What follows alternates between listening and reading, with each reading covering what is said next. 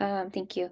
And like I was saying, I'm asking for a little bit of grace as I'm going to be hosting our workshop series today.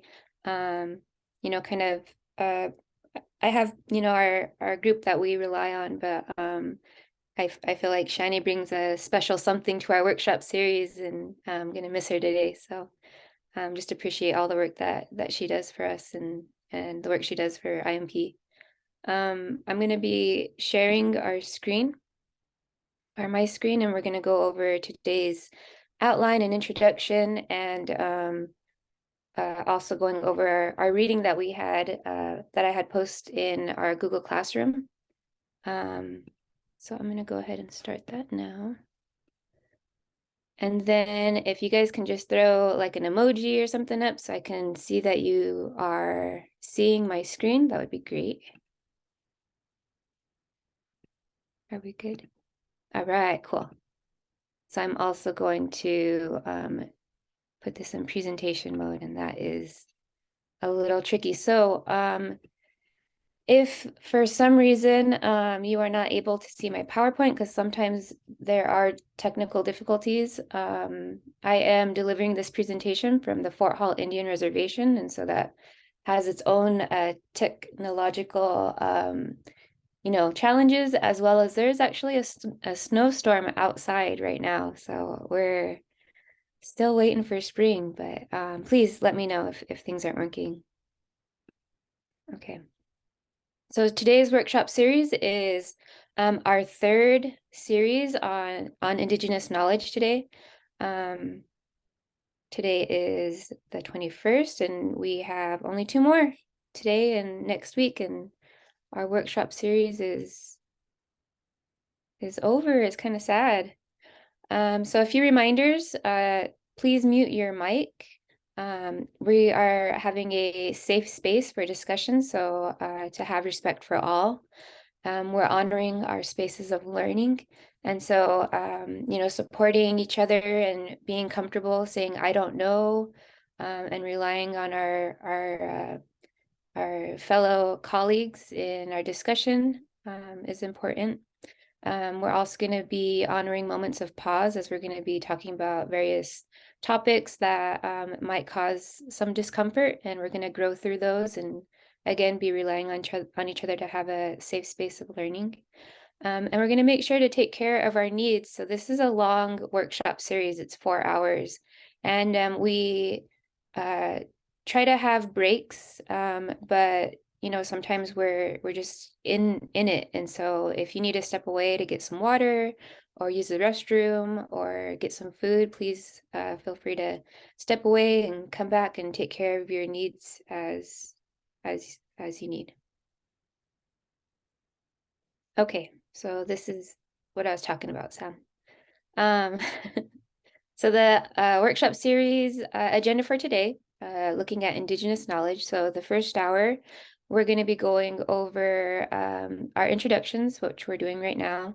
We're going to be looking at our reading, like I had mentioned earlier, and having our workshop discussion. So our reading for this week was A Woodcutter's Story, Perceptions and Uses of Mathematics on the San Carlos Apache Reservation. And then we're going to be going into our breakout rooms. And I feel like we've gotten a pretty good groove as far as our collaboration and breakout rooms. And this is actually kind of one of my favorite parts about our workshop series. And then the next session, we're going to be hearing from the author of the article we read, Dr. Philip Stevens, and he's going to be talking about Indigenous ways of knowing in Apache mathematics. Third session, we're going to be having a presentation from Dr. Sami Matza Jr., and he's going to be sharing about Indigenous research methodologies and methods. And then the last session, we're going to be showing a film that is celebrating the nonprofit that my husband and I co-found called River Nua, and the film is called River of Return. And so we'll be showing that, and then I will be sharing a brief presentation, but opening things up for a Q&A, where we can all look at what Indigenous knowledge and community-centered learning looks like on the ground within our tribal communities, specifically within the Shoshone-Bannock tribes. So that is the outline for today.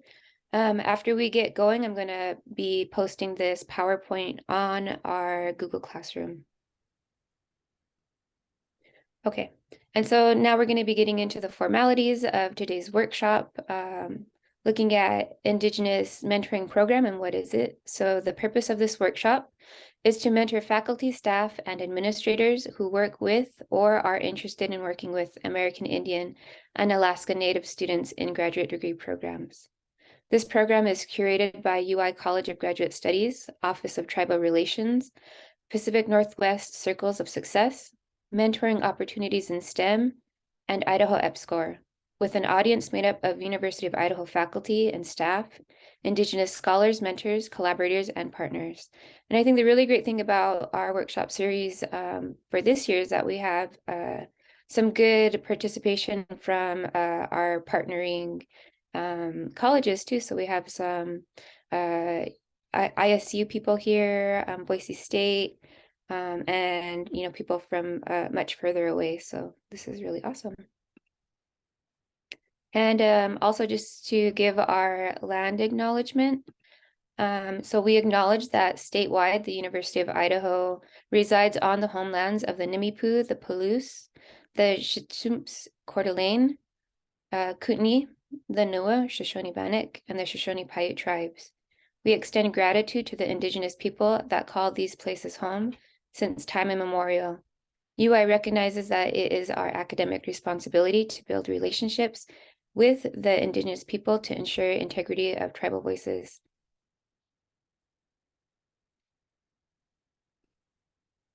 And this workshop series is sponsored by the University of Idaho College of Graduate Studies, the University of Idaho Office of Tribal Relations, and Idaho EPSCoR.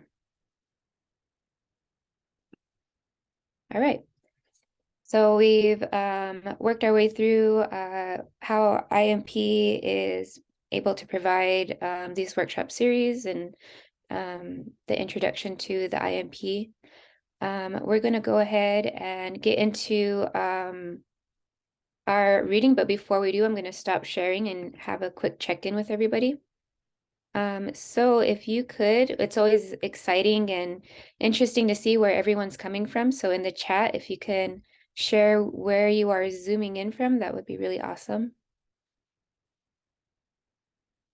Oh, Boise. Got Moscow.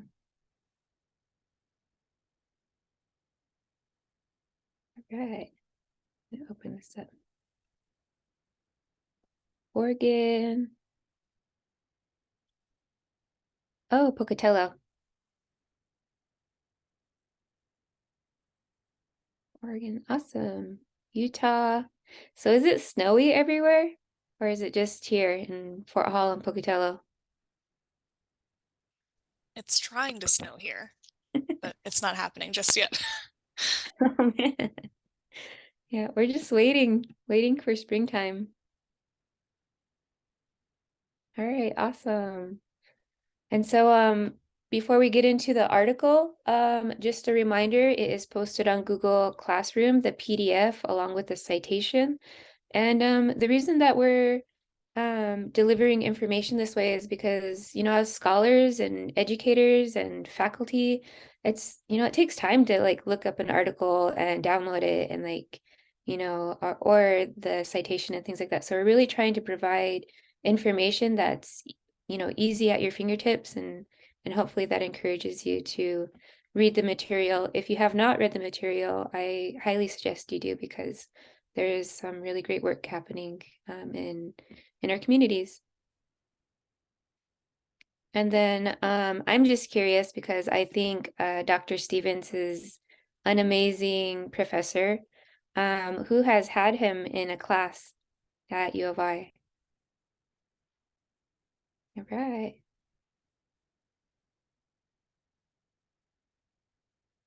Awesome.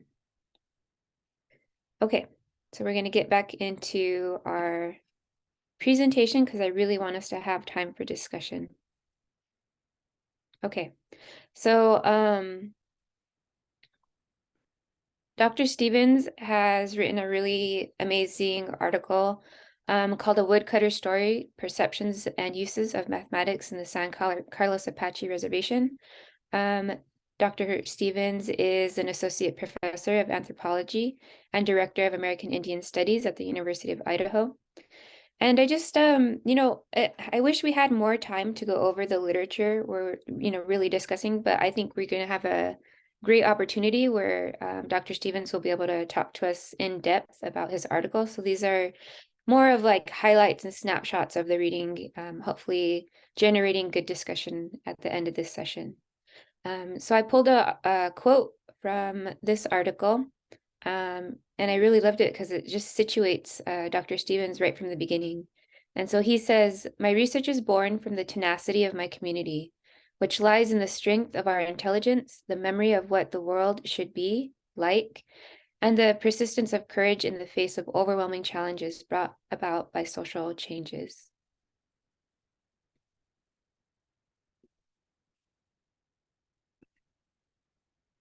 Um, So within the article, Dr. Stevens talks about the different ways Apache way of knowing is rich and produces different perspectives and generates infinite questions within mathematics and learning.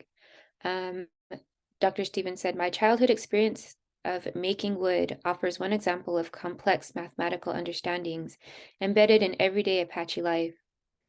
And then he goes on to say where in general education settings, students are asked to memorize and recite content isolated from application.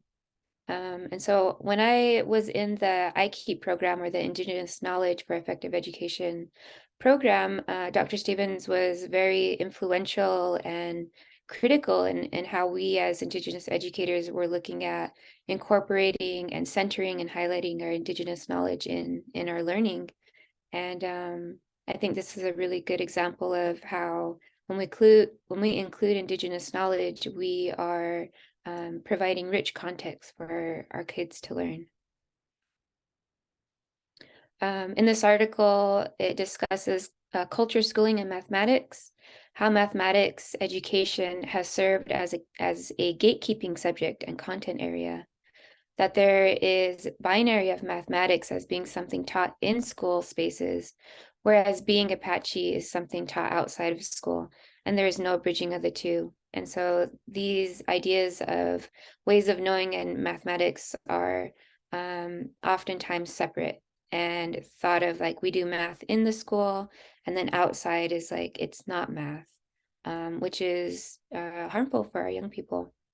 The term mathematics, as understood in school settings, is used to indicate the limited scope of Eurocentric taught presented as mathematics itself. So including the word mathematics sometimes is excluding or making Indigenous students feel excluded from mathematics. Indigenous mathematics, this perspective will serve the overall goal of better education for Indian students. The mathematics lesson makes intuitive sense. There are many Apache stories shared that hold many meanings. Some of these meanings reveal themselves with age, some with special experience, and some only when needed. And I think this is really great, and we see this over and over in Indigenous communities. I like to use the example. I am also a high school teacher. I teach part-time currently, but when talking to our students and, the idea of STEM, and when they have to dissect an animal and they just won't do it, there's not much sense made in dissecting something and not following the values of our cultural ways of knowing. They take an F and they will not participate. However, these same students are expert hunters and fishermen and women or young people, and they can take an elk apart really easily. They are experts at the anatomy of that animal. And if there was a way to bridge the two in the science classes and in our cultural ways of knowing, it would make more sense and be more intuitive to be looking at dissecting an animal as an example. Dr. Stevens said, I have made the conscious decision to not present my home reservation through damage-centered research. Although traditional Western research methodologies attempt to portray research as objective observations of subjects, I find it very difficult to portray my community as defeated or broken.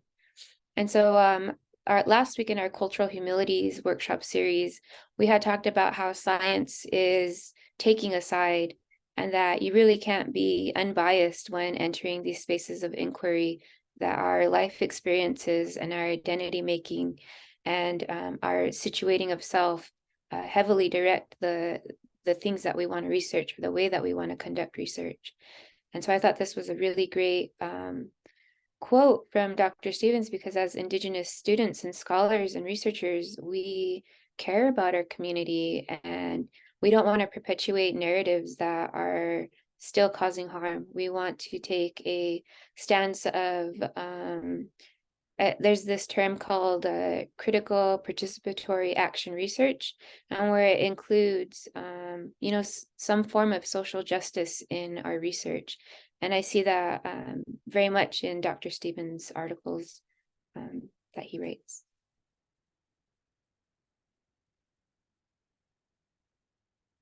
So from going from a damage-centered approach to a desired-centered, community-driven action, I think is really important. And I really appreciate that Dr. Stevens is taking that stance. The recognition and inclusion of Apache knowledge would help schools to allow communities to engage as equitable partners in the design, development, and teaching and learning of mathematics alongside educators. And I really like that wording of alongside educators, because it is also discussing the idea of power dynamics. And, as educators, we have the power to direct how and in what way our students are going to be engaging in information, but also there is a power dynamic of, grades and interacting with parents and what materials we include in the classroom. And so when we're having this desired centered education and community driven action, it is saying that we are all on the same playing field, that we are equal teachers and learners and community members, and we're going to engage in this learning as so. And that we are not just a static sepia, toned feather and leather. And I like this quote from Dr. Stevens, and if you've taken his classes or had discussion with them, I always think of him saying feather and leather. So, we can't just keep doing the same thing and slapping on some images of eagles or feathers and thinking that's culturally relevant education, or it's addressing this idea of desired centered community driven action, that it actually takes the action part and that we have to be engaging in moving past just the stereotypical ideas of what it means to be Indigenous or include Indigenous perspective. Okay, so that was a very brief overview. I did want to give some room for discussion. I'm gonna have us break out into breakout rooms, and I'm gonna be posting these things in our chat. When you get into your breakout rooms, you're going to need to assign a facilitator, and this person is going to facilitate who's going to be going in what order of discussion and also be the one to share out at the end. We're going to have a recorder, so someone to be taking notes and then posting those notes on Jamboard, and Jamboard is located on the Google Classroom, and I'll also put it in the chat link. And then a timekeeper. And so we're going to have about 15 minutes of discussion. And then the timekeeper will just be helping everybody along. And then we're going to be looking at these two questions. So within this article, if you were able to read it, or if you just are going to be looking at the slides that I'll be posting shortly, what held meaning to you in this article? Why does it have meaning to you? How does it have meaning to your community? How does it have meaning to the world around us? So any of those directions.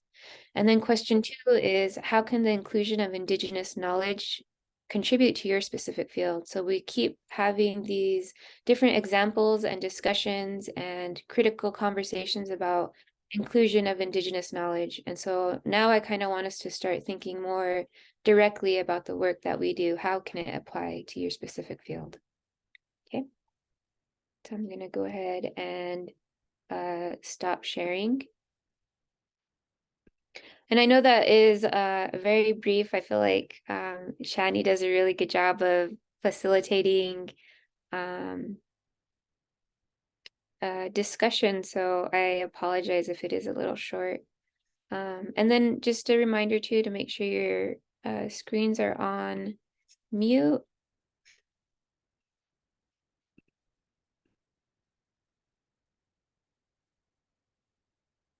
And then this is the roles.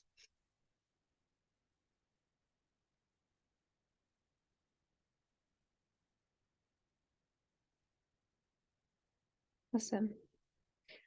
Okay.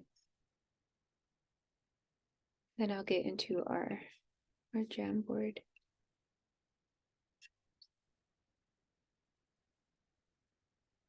Sean, do you want to go ahead and start breaking people into their groups?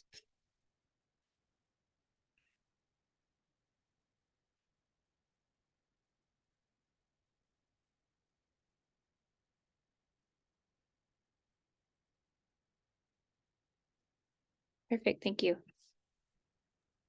They all went to one. Oh no! Maybe pull everyone out and we'll try again.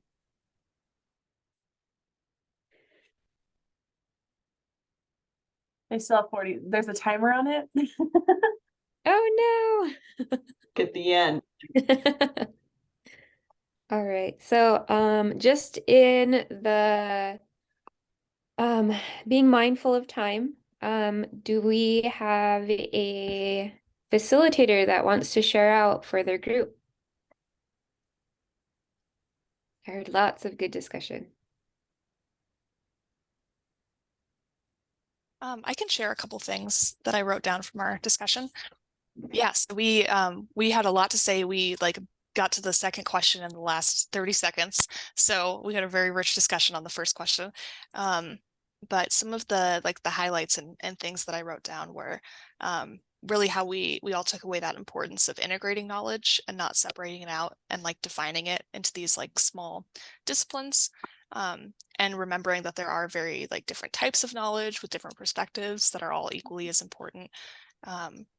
We also talked about how the words that you use to refer to knowledge or even to your content have different meaning, and so choosing your words carefully in education and in description of content is very important. We talked about how we really appreciated the explanation of how words like science can be very exclusionary in their nature, and how it's important to allow students to hold on to their whole selves when they're doing things like so-called math and science, and that when you kind of strip those subjects down to this very narrow definition, you're not really allowing people to do that. Mm-hmm. And then lastly, I'll share that we talked about how this kind of mindset with teaching and learning makes it so much more applicable and accessible for everyone, and just has many broad benefits for all audiences. Mm-hmm.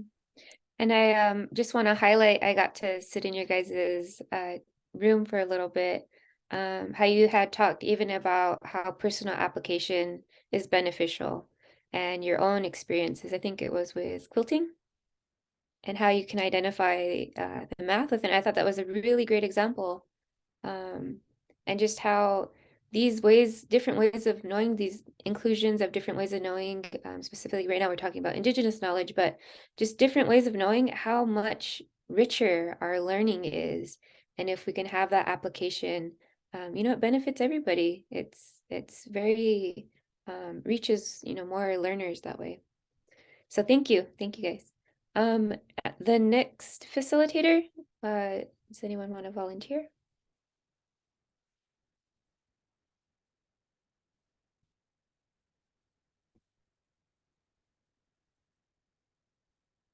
I would like to nominate Liz Red because she was our note taker and she's very articulate.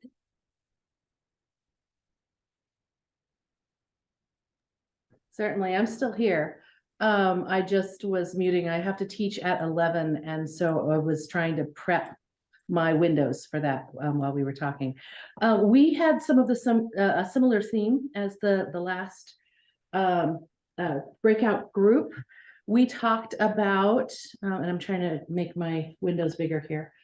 We talked first about how the distinction between ethnomathematics and culturally specific mathematics can often frame mathematics that is culturally specific as lesser than compared to Western scientific ways of knowing.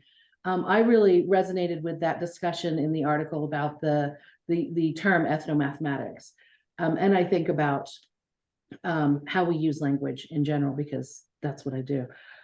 We also we thought maybe instead of having another term like Indigenous mathematics, which might frame for some non-native people or non-Indigenous people mathematics as this, having this idea that there's one other kind of mathematics called Indigenous mathematics. We thought instead to just use terms like Apache mathematics, Shoshone mathematics, to be specific to the community. We did get to question 2, how does Indigenous knowledge inform your field, paraphrasing that question. And Anne talked about how in architecture, they're working with regenerative design, which is a way to understand how Indigenous architecture can actually inform more sustainable architectural practice, if I'm paraphrasing that correctly. And we talked about the concept of epistemic violence and how to move toward more reciprocal and respectful research practices in collaboration with community. Mm-hmm. Thank you. I think it's really interesting, this conversation of Indigenous ways of knowing, especially when working with tribal communities. So my husband and I, we are working on another grant that was recently awarded. And we're doing community outreach right now. And that is a topic of discussion. And I think it's so interesting and great. And one of the things that we have to communicate with my community or our community is that it's almost like code switching. So when we're using the word Indigenous knowledge, we're speaking to a different audience. We're talking to either institutions or within academic literature, because Indigenous knowledge is so big. There's so many Indigenous peoples and nations and communities across the world. And so when we go into our communities and we're talking about this word Indigenous, it is, it's so beautiful. I just love having these conversations, but it's, our elders telling us, don't forget that we're Shoshone-Bannock, as an example. We are unique and we're special, and we have our own special and unique connections to culture and land and the way that we have our traditional life ways. And so Dr. Stevens' wife, Dr. Vanessa Anthony Stevens, she has a really great article, and it talks about brokering. And I think as Indigenous scholars, we have to figure out how to broker and be that kind of translator in the middle of how to talk to institutions, but also how to not lose our way and still remember that we are first and foremost, for myself, that we're Shoshone-Bannock. And I think that's just a really great point that you made, Liz, and definitely something I could talk about, the rest of the time. But yeah, thank you. That was awesome. And then I think we have one more group or 2 more groups. I know we haven't talked. There's some stuff going on in my office right now, so I can't talk right now. But I can talk in a minute. I'm sorry. So the other group go. I can share real quickly. So hopefully I can remember everything that we talked about. So group members help me out if I forget something. But we shared a lot.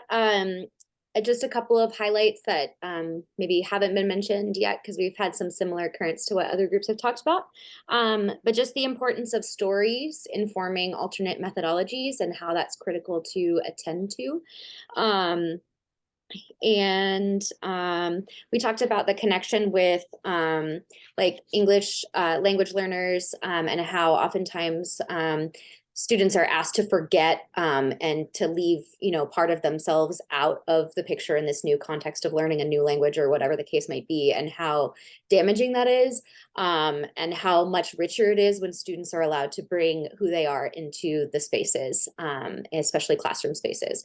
And I think that is, oh, and then Erin talked about gaps in like intercultural context, and maybe Erin, you can talk a little bit more about that because I was writing notes down and then didn't fully get a chance to really listen to what you were saying. So if you want to add maybe a little bit about gaps. Yeah, just talking about, I mean, I'm talking from my perspective as a literature teacher, right? And someone who teaches, you know, world literatures and literatures from different cultures, and asking students to both appreciate the bits in the text that don't make much sense to them, right? Often it can be something as like the way that space is described in the story, right? Or a decision that a character makes or something like that. And then also questioning their own biases and ideas that they're bringing to the text that might not align specifically with the story that we're learning, right? So appreciating the gaps in knowledge and kind of sitting in those gaps and not blowing past them, but really seeing those as sites of rich sites of knowledge production potentially. Yeah, thank you both. I think it's really interesting to think about language and how I've recently stepped into new roles within my tribal community, you know, being invited into spaces to see how our kids are doing learning in our tribal schools. And it's so interesting because it's the schools that have our language in it that they are actually doing better.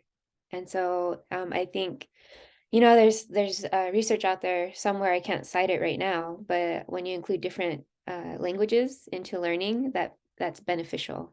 And then the idea of gaps, you know, you're reminding me this idea about we could also maybe look at gaps as pauses, and that if we just pause together, you know, we're taking our time, and it doesn't have to be this very linear, like beginning of the year, end of the year, we have to get all this stuff crammed in.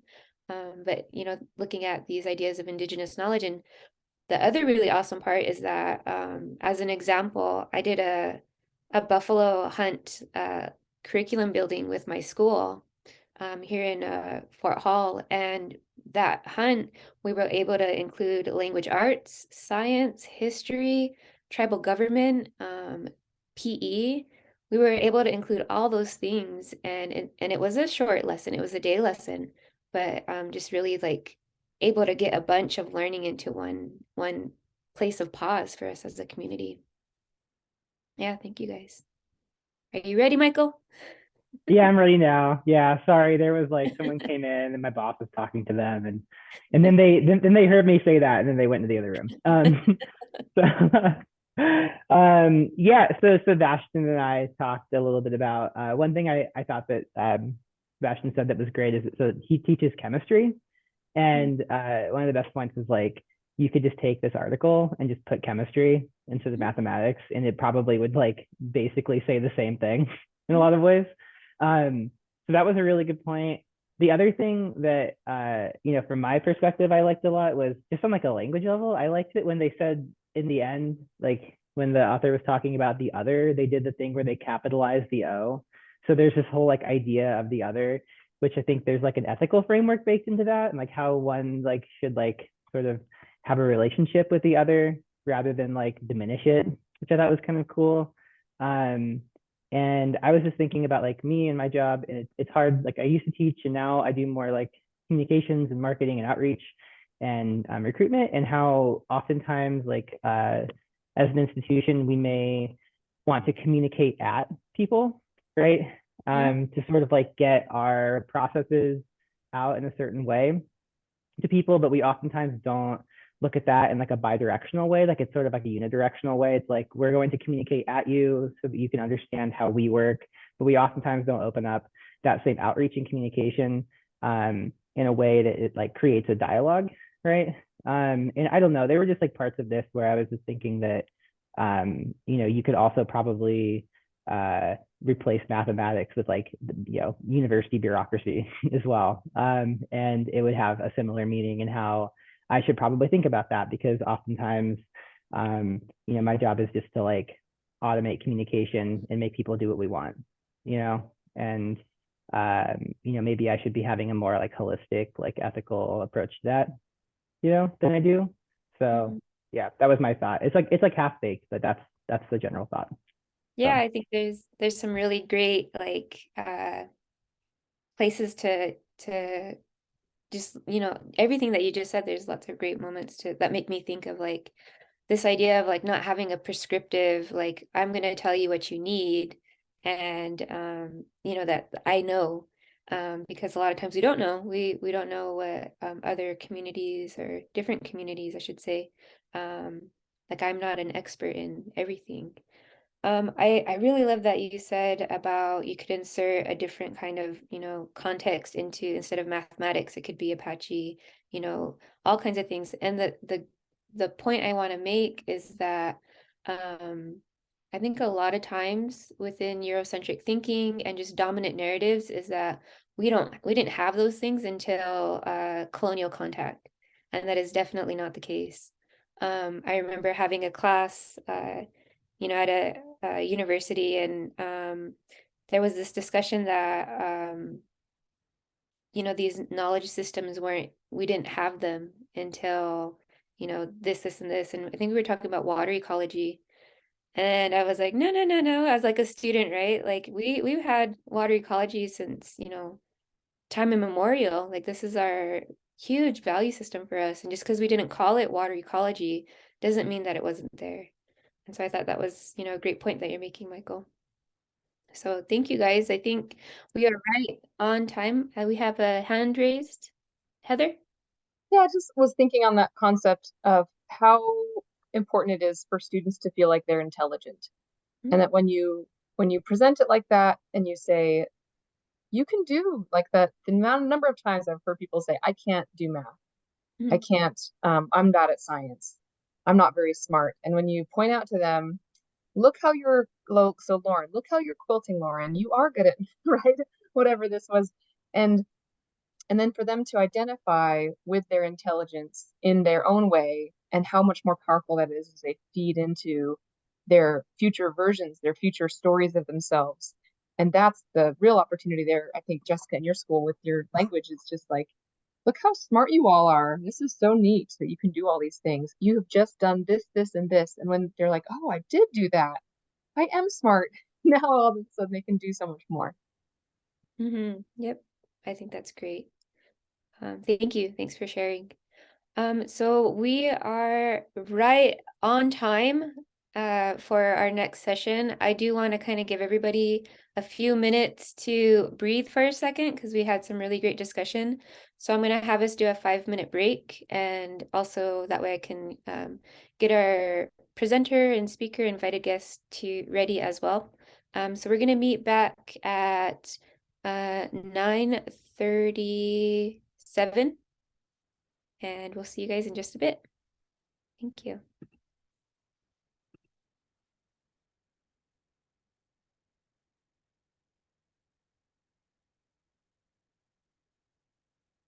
All right.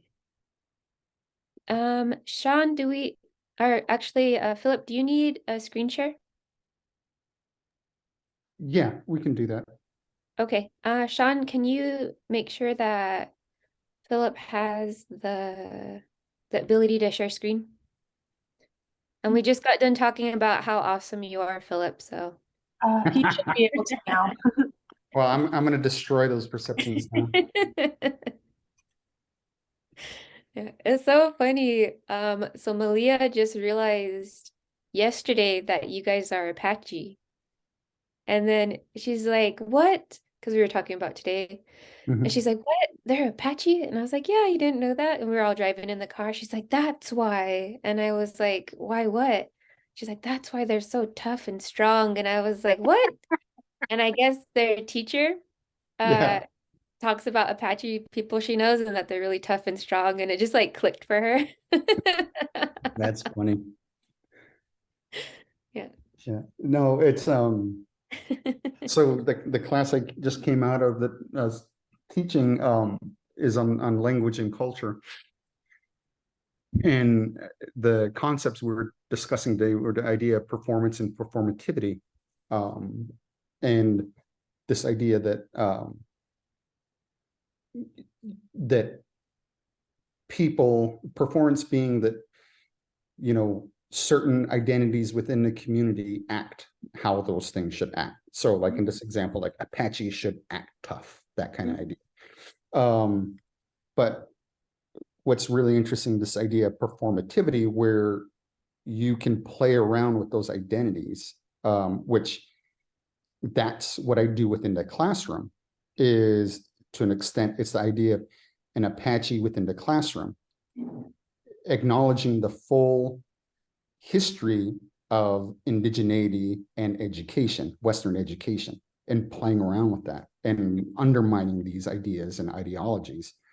And so, and then letting them know that how that manifests itself, my class know that how it manifests itself is me making fun of these things and kind of making jokes about them, making it seem like, you know, why is my professor, you know, playing WAP in the classroom, a music video, you know, why are we discussing these things? Yeah.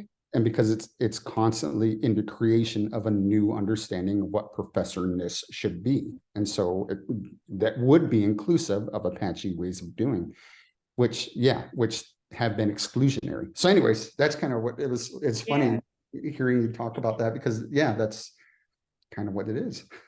And then you're just reminding me, and I hope you can bring up some of these points too in a couple minutes, but like when we watched the My Little Pony Yeah. tune, that you're totally reminding me that, and just like how like passerbyers were like, what are they watching? Yeah. No, that's totally that. Yeah. So just some logistics for this. How much time? So it's an hour, it's about 50 minutes. But you can present, I'm sure there's going to be lots of great discussion. So I have right now a running time for about 40 minutes to leave like 10-ish minutes, but we can also be flexible too. Like if we go over a little, that's okay.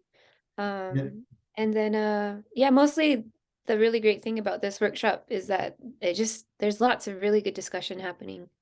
Yeah. And also some of your students or former students are here too, so I'm sure they can speak to their experience with you. Yeah. Yeah. We have oh, Go ahead.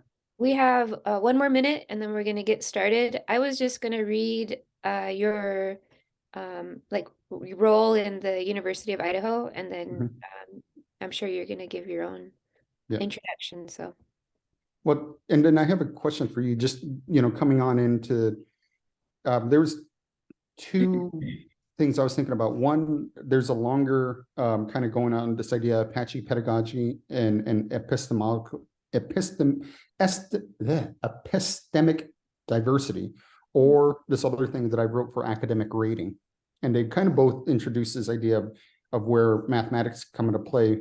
The pedagogy and the epistemic diversity, it's a longer one, and I can zip through those.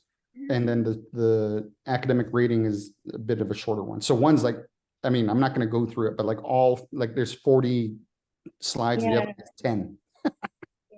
I think it's up to you. I think both of them would be beneficial. We just got done reading your woodcutters article, and so we're looking at like different ways of including Indigenous knowledge or learning. Yeah. But Okay. however you I want think to I'll do the rating one then. Okay. Okay. Awesome. And then I'm going to go ahead and get your Yep. so I know how to introduce you. And all right, so I think we are all back. Just about. I'll wait for some cameras to turn on. And also thank you for being here. I know you guys are all busy and lots of stuff going on.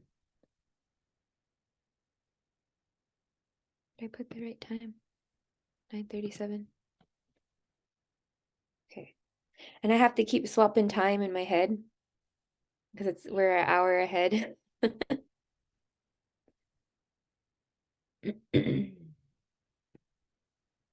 All right, so we are returning back from our 5-minute break, and we have Dr. Philip Stevens here with us. I'm going to kind of just have us start moving along, and then I'm sure people will turn their screens on as we go. So we have Dr. Philip Stevens here with us. He is the Associate Professor of Anthropology and Director of American Indian Studies at the University of Idaho. Dr. Stevens is one of the professors at the University of Idaho who has really shaped the way that I look at Indigenous education and how I can feel empowered as a Shoshone-Bannock person and researcher within the institution, really advocating and making some elbow room for my community. So thank you, Philip, for being here. We're very excited to hear from you. Yeah, thank you. Thank you very much for inviting me. Yeah, there's I guess talking about this idea of indigeneity and oftentimes when I introduce myself, I here in the university I'll start off with She Philip Stevens Gonse to the Hitli Nashi the Shini Banistin She Ma Nalani Gonse She Ta Homer Gonse She Vanessa Gonse.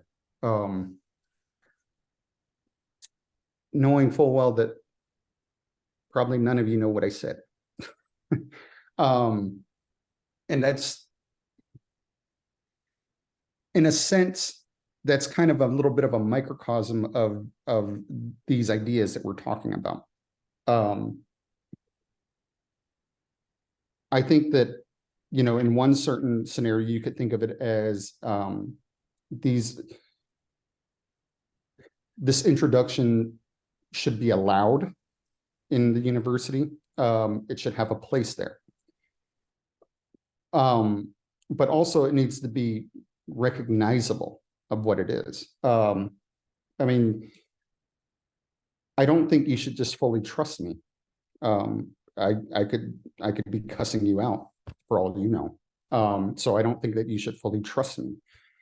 And I think that's the bit of it, is that intersection between what's known and unknown. I think that that's really where a lot of issues arise in regards to like indigeneity and education. So yeah, that's just kind of as a start off. I'm going to show you a few things really quick. And I'm going to actually, because I want to talk with you. I don't want to talk at you. So I'm going to kind of jump around a little bit and try to leave enough time for us to have a discussion. And please stop me if you have something really ignorant to say. No, I'm just kidding.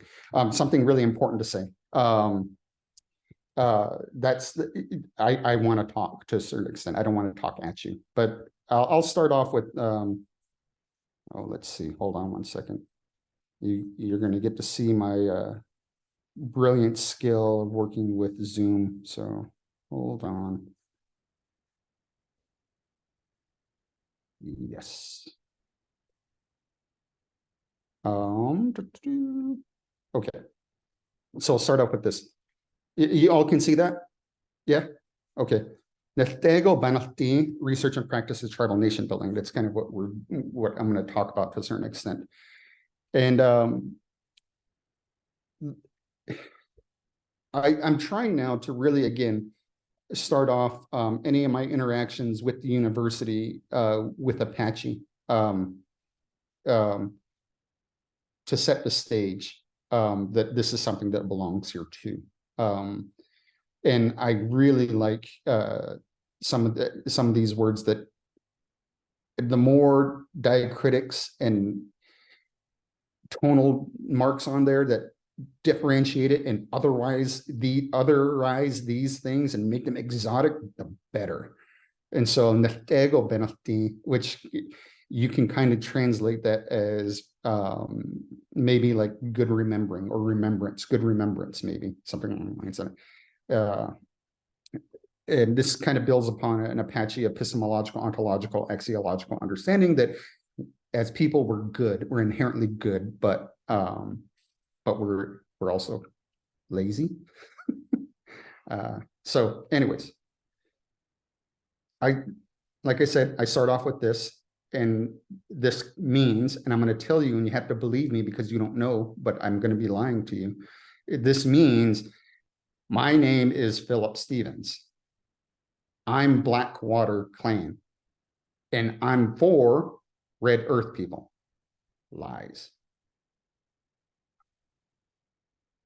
And then I'm going to move on to this idea, Shike Darajone, which I'm going to tell you means my pretty family, or my strong family, or my beautiful family. And it becomes important for me to let you know that while I'm kind of joking around with you about the words, those images aren't lying.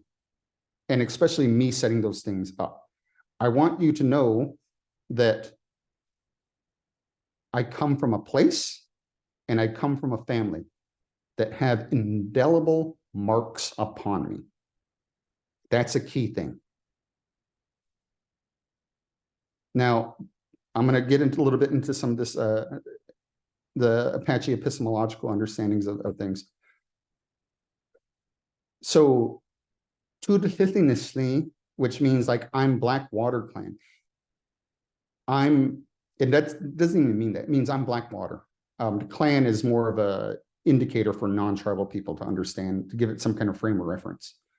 But this is where I'm from. Like, this is where my clan, my community, my citizens, if you want to think about it, this is like, you know, where Romulus and Remus, you know, were sucking on the tip of the she-wolf. Like right here, this is where it began, that idea.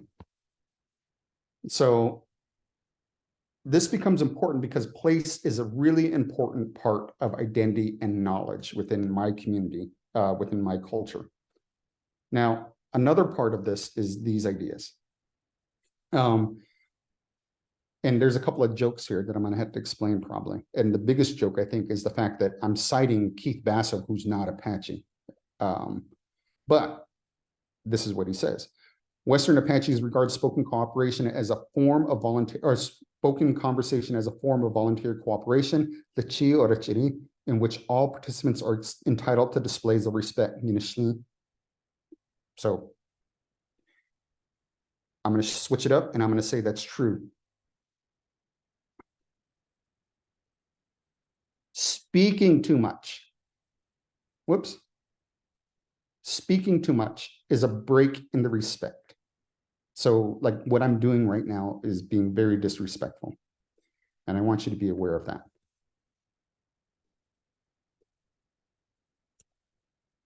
Oops, come on. Because of this, a person who speaks too much, someone who describes too busily, who supplies too many details, who repeats and qualifies too many times, presumes without warrant on the right of the hearer to build freely and creatively into speaker's own depictions. With too many words, such a speaker acts to smother his or her audience by seeming to say arrogantly and coercively, I demand that you see everything that happened, how it happened, and why it happened exactly as I do. In other words, persons who speak too much insult the imaginative capabilities of other people, blocking their thinking, holding down their minds. Are you feeling like your life force slowly leaving you as I'm smothering you? Or are you getting the effect like, wow, he's a really good instructor. He's a really good professor. My cousins definitely feel me smothering them. And when I tell them what I do, they say, and nobody punches you? And I'm like, I know, right? Nobody does. They think I do a good job. I said, up is down, right is left, wrong is right. Topsy-turvy world here in the university. It's so backwards. So that becomes important, kind of just as a framework. And I'm going to shift a little bit. Let's see if I can do this.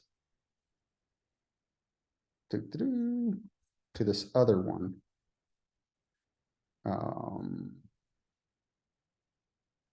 Where I shift a little bit, I'm going to talk a little bit about academic rating, because this is against the backdrop of university. Because hopefully I set up that you know that the university is a place that's going to smother you, smother Apaches. They like to smother Apaches. And I'm only saying this from an Apache perspective. From the other Indigenous folks I spoke to, they kind of see the same thing too. I want to make sure that this is really clear. The university and schools are contentious, dangerous places. It is not where you want to send your kids. So this idea of academic rating that I'm going to talk about is this old familiar subversive act in a dynamic world. And again, talking from an Apache perspective, it's a play on words that I'm going to be engaging in. Because what we're trying to do is making space for indigeneity in school. The act of academic rating is subversive because it acknowledges and interacts within Western concepts of education as biased and assimilationist for Indigenous communities, despite claims that position Western education as acultural and unbiased. Like, whenever I am in the classroom here at the university, I am fully aware that this is not an Apache way of doing things. Not to go too much into the, oh, you got to pity me, it's so bad, it's so horrible, but it is always, always, always, always weird. Always. Reason I say that is because I don't want to leave any room of like, well, it's okay. It's not okay if it doesn't acknowledge these differences. This photo here, let me talk a little bit about this that I get a really big kick out of, because this is the first day that my oldest daughter went to school. And what I like about this is that over here is my oldest daughter. And this is her sister, who they're really close, thick and thin. We're standing waiting for the students to be dismissed. And Carmen, my oldest daughter, runs out. She doesn't see us. She runs out looking for us. And Hazel sees her and she starts running to her to hug her. But she stops right here at this moment because she realized that Carmen doesn't see her, and Carmen's going in this other direction. To an extent, she's kind of maybe not fully running away from her, or why I like this picture, running away from her family, moving away from her family. But that there's something different. She doesn't recognize us. Now, that's all fun and, to be able to put these conjectures on here, because she just really didn't see us. But I like it for this reason. And this is why I put this picture here, because this is her first interaction. And she gets, I like the old, I really like meanings of words, and including English words. And I think of dazzle and the meaning of that, and the idea of having your vision clouded, by magic, by some kind of force outside of you. And that's what I think. She's dazzled here. Anyways, hopefully I'm building this up for you to understand what I'm getting at. So one thing, when I'm talking about this idea of indigeneity, I want to make sure this is really clear that I'm talking right now about Apache indigeneity, and there's so many others. other communities, other tribes, other places. And, you know, I bring this up, the idea of, one time I was playing basketball and somebody asked, one of my colleagues asked me, he's like, well, and sincere non-tribal person trying to understand this, and was asking, like, if there's so many different tribes, and I can't just say like Native Americans, and I have to say like Apache, Shoshone, Bannock, Paiute, you know, all these individuals, and I can just see it in their minds, like screaming, like, oh my God, it's the balkanization. Things are going to be in disorder, which I'm like, no, I'm me, you're you, and we're fine. But then he asked this question, like, okay, so I'll give you that premise. Like, there's so many, all these different tribes, and they're very different from one another. They're not all the same. If that's true, why is there only one AIST program? And I kind of made this in jest, but I'm kind of a little bit more true, I guess. As I said, because we deal with all the same white guy. The joke being, again, is that if you're going to see us as one monolithic perception or identity, what's good for the goose is good for the gander, kind of an idea, which hopefully drove home that what I was trying to mean with that. So anyways, in regards to this idea of academic rating for students, for Indigenous students, there's this idea of resistance and resilience, because a lot of times within schools, indigeneity and students from Indigenous backgrounds are seen as failing students, substance abuse, poverty, all that stuff that you see, like, you know, that's put out there. Now, what's not always there is this idea of making a space for dynamic identity of indigeneity. Instead, it becomes this really, again, static identity of indigeneity. Like right here, here are two Apache children.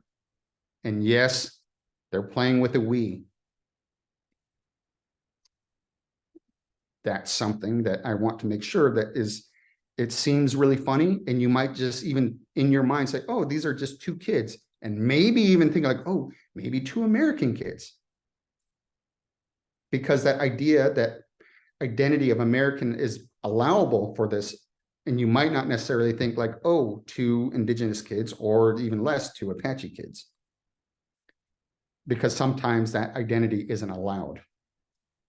And the other part of it is this persistence and this idea of community.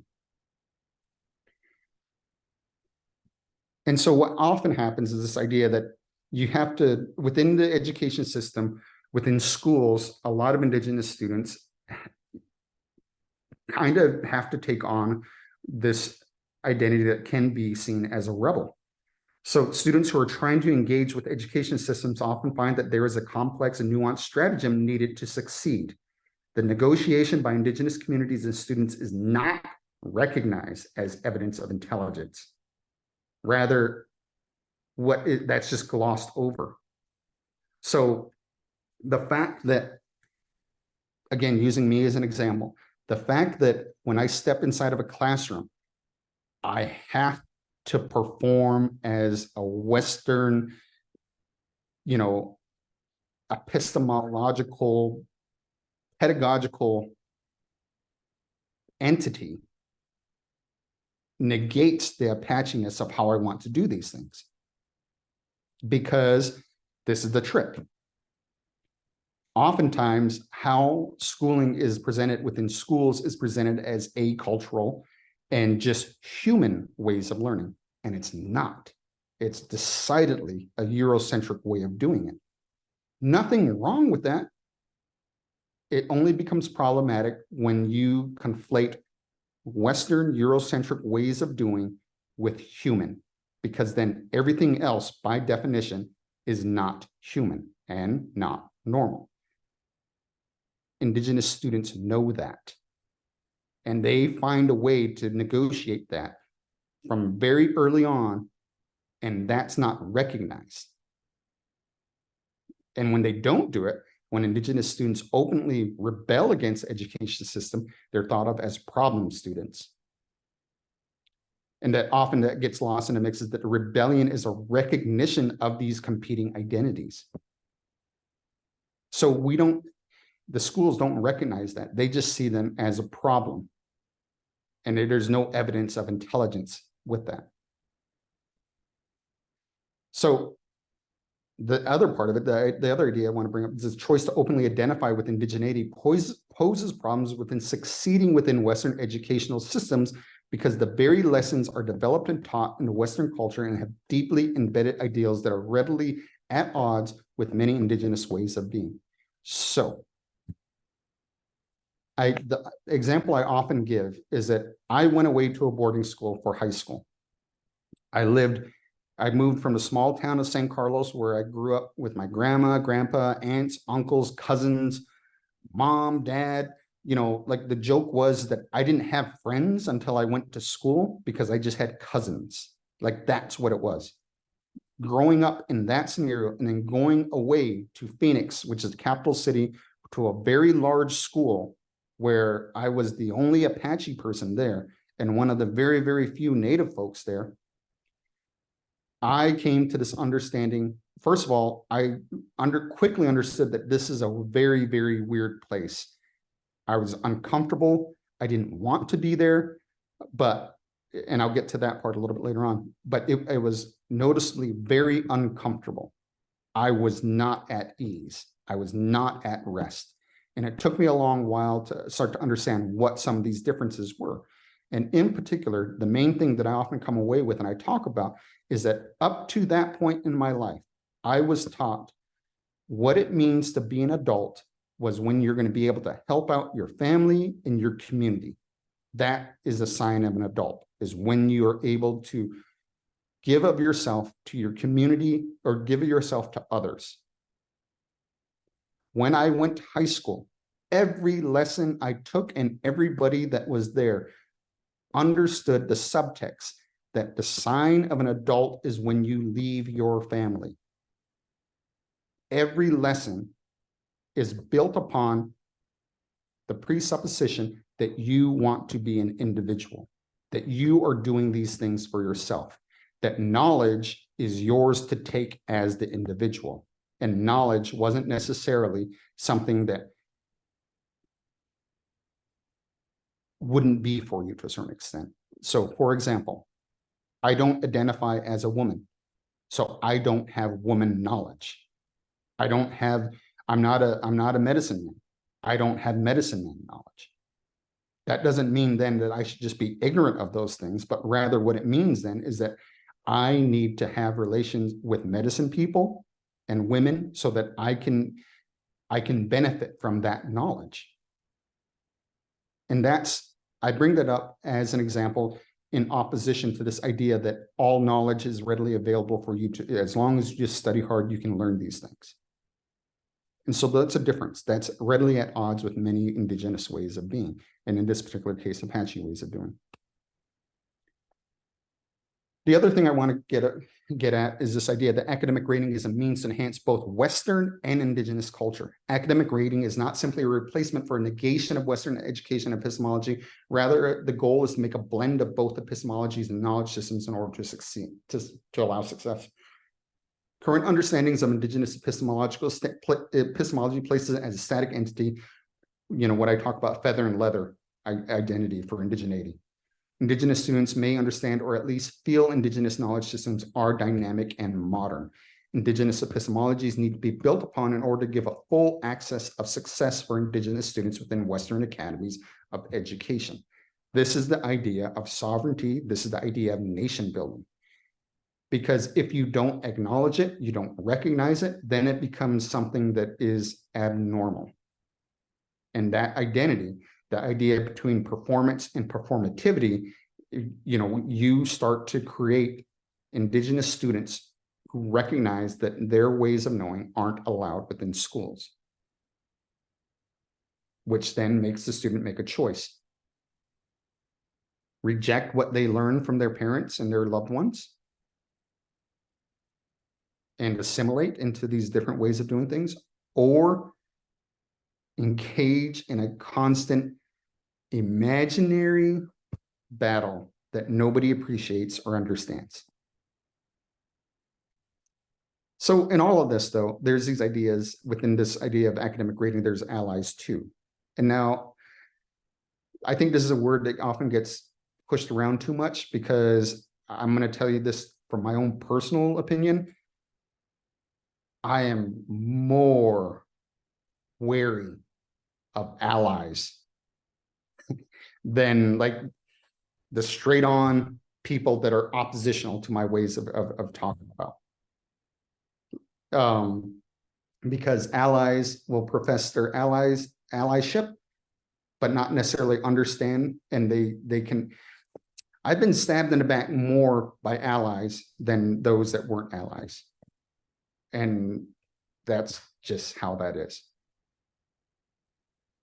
And so, but because I'm a dreamer and I'm a really uplifting guy, I'm so positive, always looking on the bright side.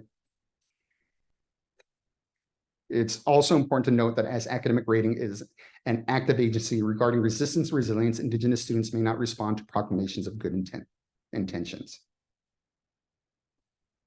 So I'm going to tell you how this all plays out for me in particular, as my role here at the University of Idaho. I teach from an Apache epistemology. I make sure that my education is co-constructed with the students.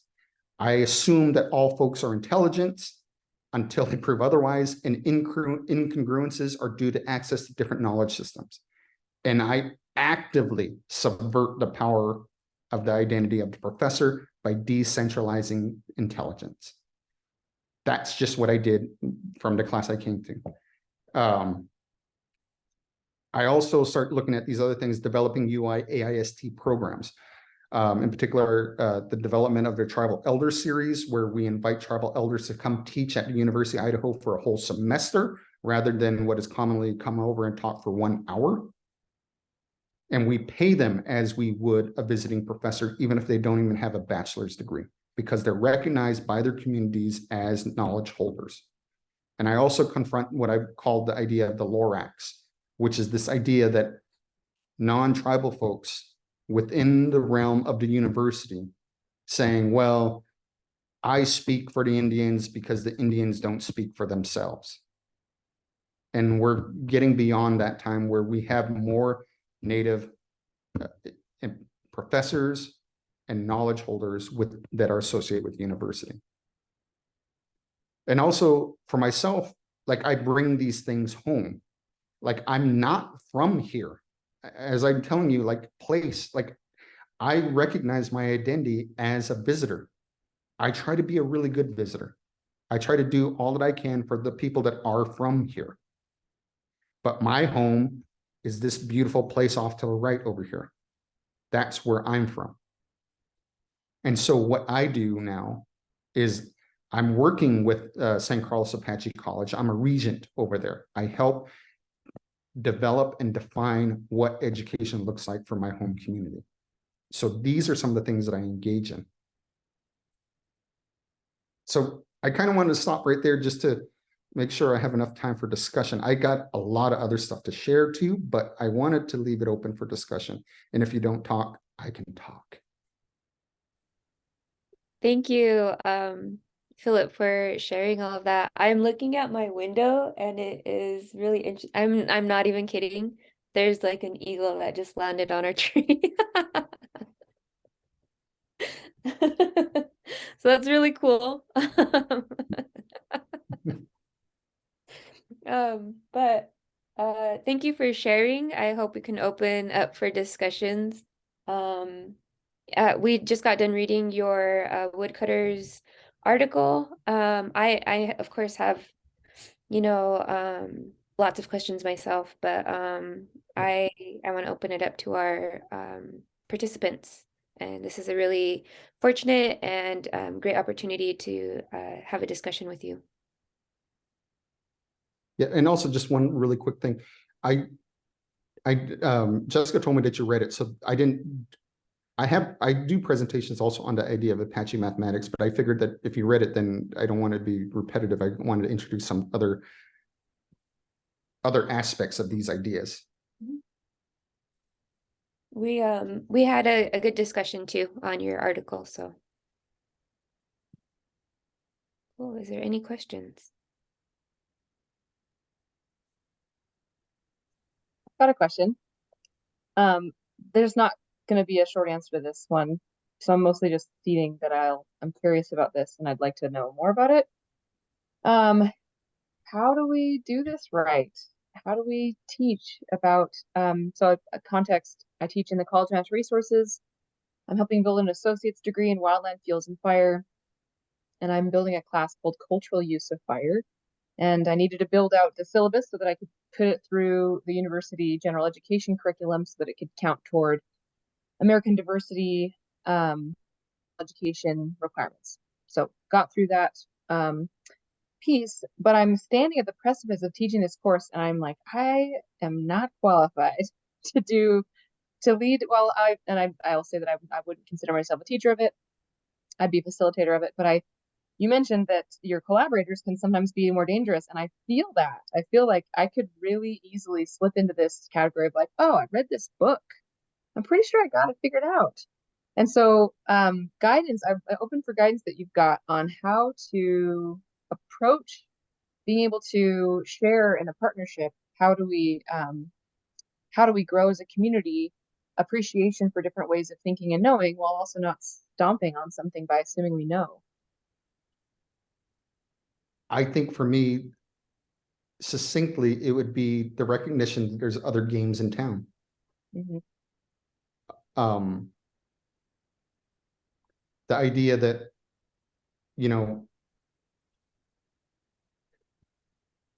so I purposely talk about it as a game.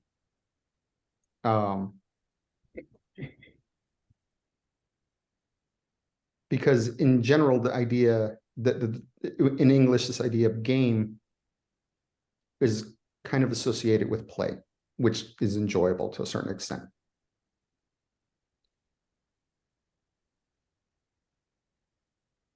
Because here comes the kid gloves. Because in my experience, the simple acknowledgement of the fact that what is being taught, what and how is being taught at the university is a very, very specific cultural way of doing, and not simply a human way of doing. By simply recognizing that fact,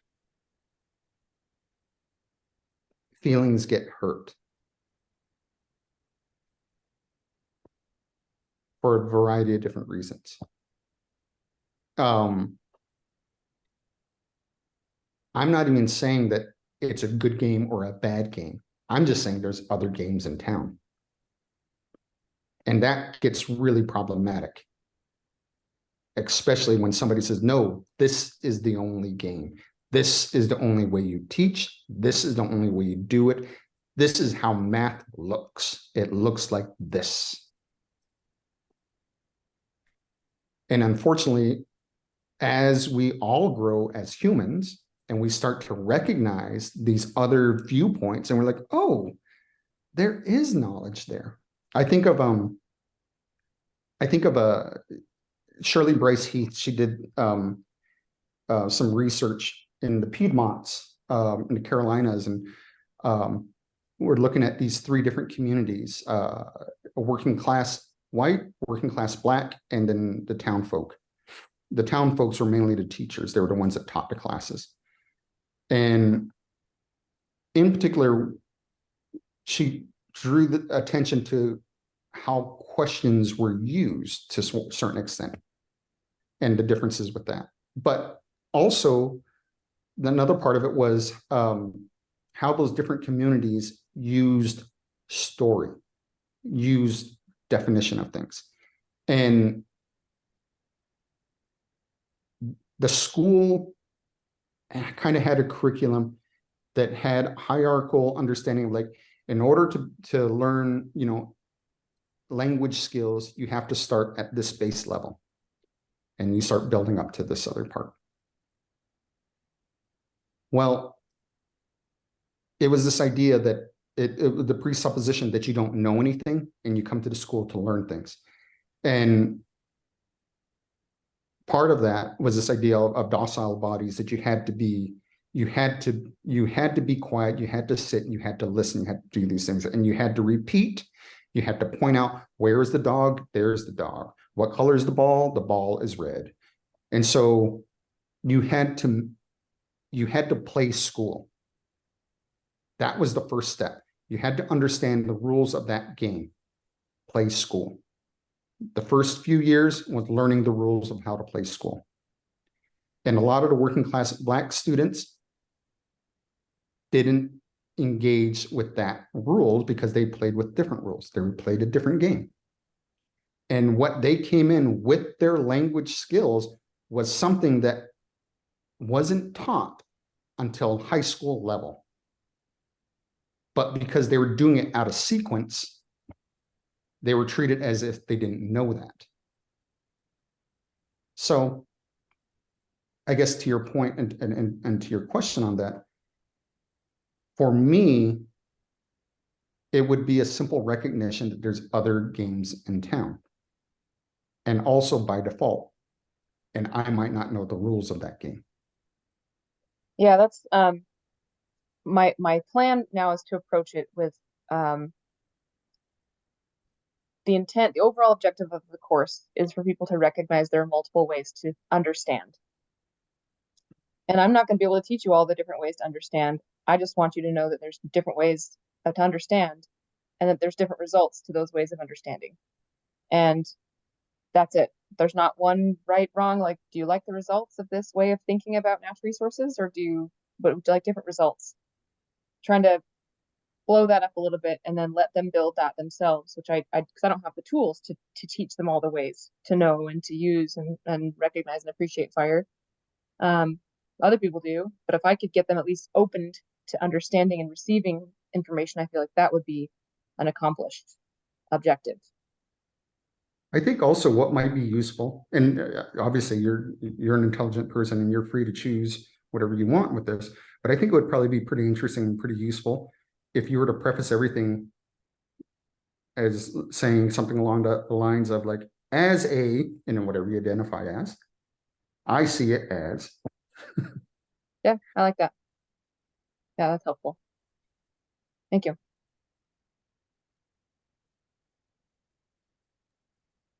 I have a quick question, if that's okay. I really like that as a statement. I struggle being in the department I am in many ways because nobody ever says as a. They usually say this is the way and this is not the way. Or I had a professor say measuring is not science, and that quote made me like my head explode because I was like, who are you to declare what science is and science isn't? But that comes out of frustration, but I wanted to like lead to something more positive, and I was just wondering if you could shed insight of ways to bridge that kind of because I don't know if they might consider themselves allies, right? But I in many ways I don't see them as allies, or at least they're definitely not comrades in like actively trying to deconstruct these ways of terror in many ways. But I was wondering if you knew ways, especially coming from as a graduate student, to like encourage these professors in our department to see the other ways of knowing. Yeah, I'll tell you how I understand it. When I was in the thick of it, when I believed, when I still believed things, and I started to realize that things weren't what they seemed to be. I got really angry and mad and to a certain extent destructive. And luckily, I quickly understood that destructiveness, which I intended for others, was ultimately self-destructive. So for me, and this can be dangerous still, and this is a constant struggle, but for me, I do not I do not allow others to dictate my feelings to a certain extent. Really cynical. I insulate myself. I put up all these really destructive barriers that nobody can reach me, and I live there. That's obviously the danger. But I guess to a certain extent, while I am kind of joking, but I'm not really joking that I am an optimist. I kind of expect the worst and hope for the best. So I play a lot of baseball. I grew up playing a lot of baseball, and I know that for a good, effective baseball team, you need people with different skills. Like if you have a whole baseball team full of pitchers, you're probably not going to be hitting that well. And if you have a whole team of hitters, you're probably not going to be fielding that well. You need a mix. And so that allows me to interact with people that I really don't like on a daily basis. Because first of all, I think they're in a very different journey than me. They have very different objectives. But if I can manage to benefit from some of the things that they do well, then that's great. And I don't, once they start, like I try to stay out of their vision to a certain extent, because then they start analyzing what I do, and then they start telling me why I'm doing it wrong. And I'm like, oh, okay, let me leave you for a little bit. I'm going into the dugout. See you in a bit. So that, I don't know, that's kind of how I would approach that idea.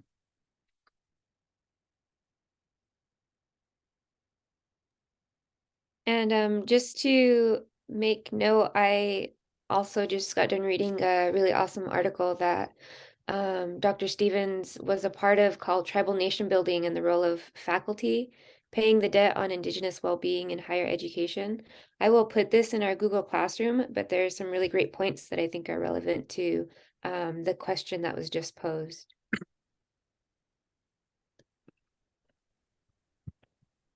I have a question too, if I can go for it. So I think I'm thinking about what probably a lot of people are thinking about, and the question so far reflected this of like, how do we not fall into this like dangerous version of allyship, right?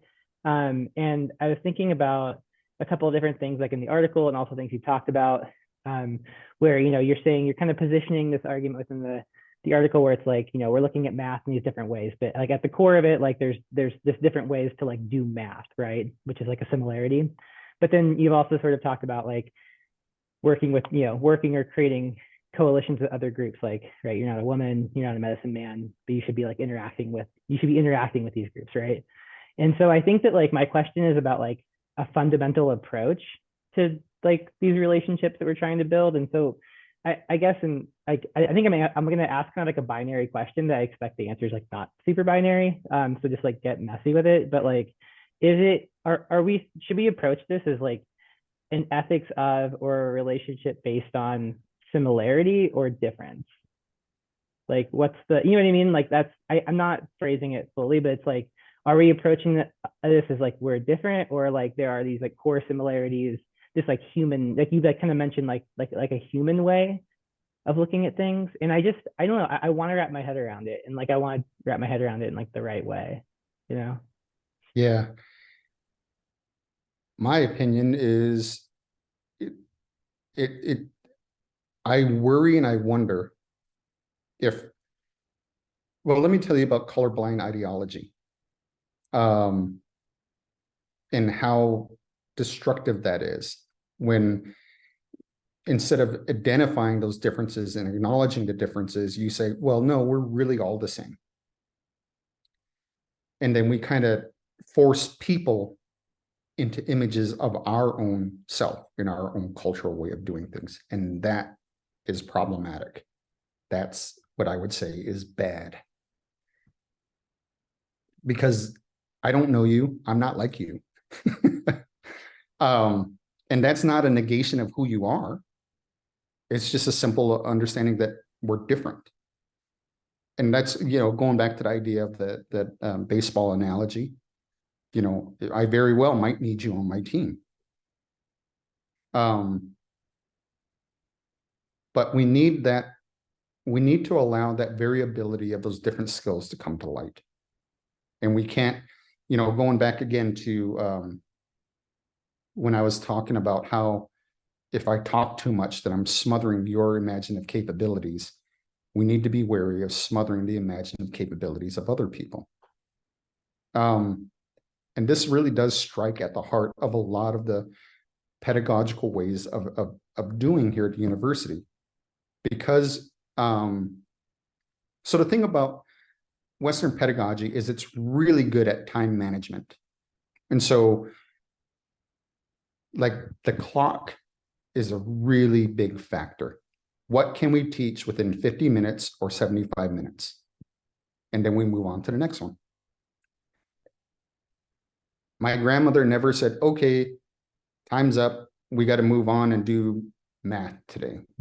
It just was all mixed into it. So I guess that, the point I'm trying to make is that acknowledging that there's different systems there, and again, that we might not be aware of what governs those different systems and what governs those different actions from different people.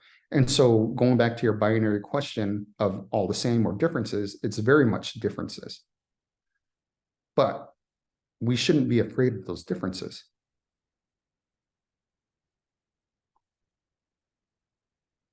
Thank you for that. Yeah. I have a question about, I've always struggled with the bell curve. I mean, it just seems like the bell curve is, I've never understood it. And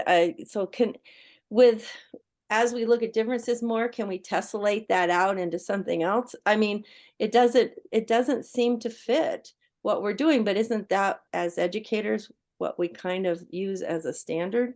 How is that going to, how are we going to look at the bell curve and still integrate all the wonderful things and openness we want to do? Can you tell me a little bit more by what you mean by bell curve? I have an idea, but what do you mean by bell curve? I mean the bell curve standard that, that they use on tests, and how I have never in my whole life been able to wrap my arms around the bell curve, that the population falls within a bell curve. I've had arguments since I was in high school about the bell curve. I've tried a J curve. I just don't think the bell curve's accurate, but nobody. Yeah. Okay. I have a lot of pushback on that. So where's your take on that? Because that drives a lot of education, especially in the K-12 system. Yeah. It's a dangerous place. They smother you in that place. Yeah. I do want to say one other thing. I love the Hallmark, don't get me wrong, but I refuse to let Hallmark run my life. Okay, so in terms of the calendar. But anyway, but the same thing is, how do we look at, they're using this standard and have for years, and they'll argue till the cows come home about the bell curve. So how do we transcend it? I try to steer clear of those idiots. Well, you got a lot of people to steer clear of. So, I mean, I fought it all my life. So what's the substitution? If you don't mind, Philip, if I can say a few words. Yeah. So how I had mentioned earlier, going through the iKeep program, and Philip being a huge, part of that, and just supporting me as an Indigenous educator to celebrate my knowledge system, my community's knowledge system of, our Shoshone-Bannock ways of knowing. Kind of, I feel like all of these questions are related. And so if I hop back just a little bit, talking about, that there has to be this, we can't fall into this umbrella of diversity and saying that we see all our kids the same, that when we do that, we're also saying that because we see them all the same, we can't respond to the specific needs that they have within, in this case, the education system. And so we really have to honor our differences and our uniqueness that we bring into the classroom or learning spaces. And when we do that, there's been data now showing that our kids' learning, it gets better. They are able to engage in Eurocentric ways of knowing because they have a grounded understanding of their own Indigenous knowledge first. And then they are able to kind of connect the ideas. And actually, I think it's kind of funny when I'm building a curriculum as a teacher, because when I want to make a lesson on a cultural activity that's happening in my community, I have to tell myself, don't be too greedy, because all of these standards will fit in there. And I have to say, like, in kind of the same tone that Dr. Stevens is saying, like, I don't want to put too much where people won't believe me. I want to put just enough that it's like seems legit. But in fact, like Indigenous ways of knowing are super rich. And that Buffalo curriculum lesson I talked about, like we were able to put a bunch of things together.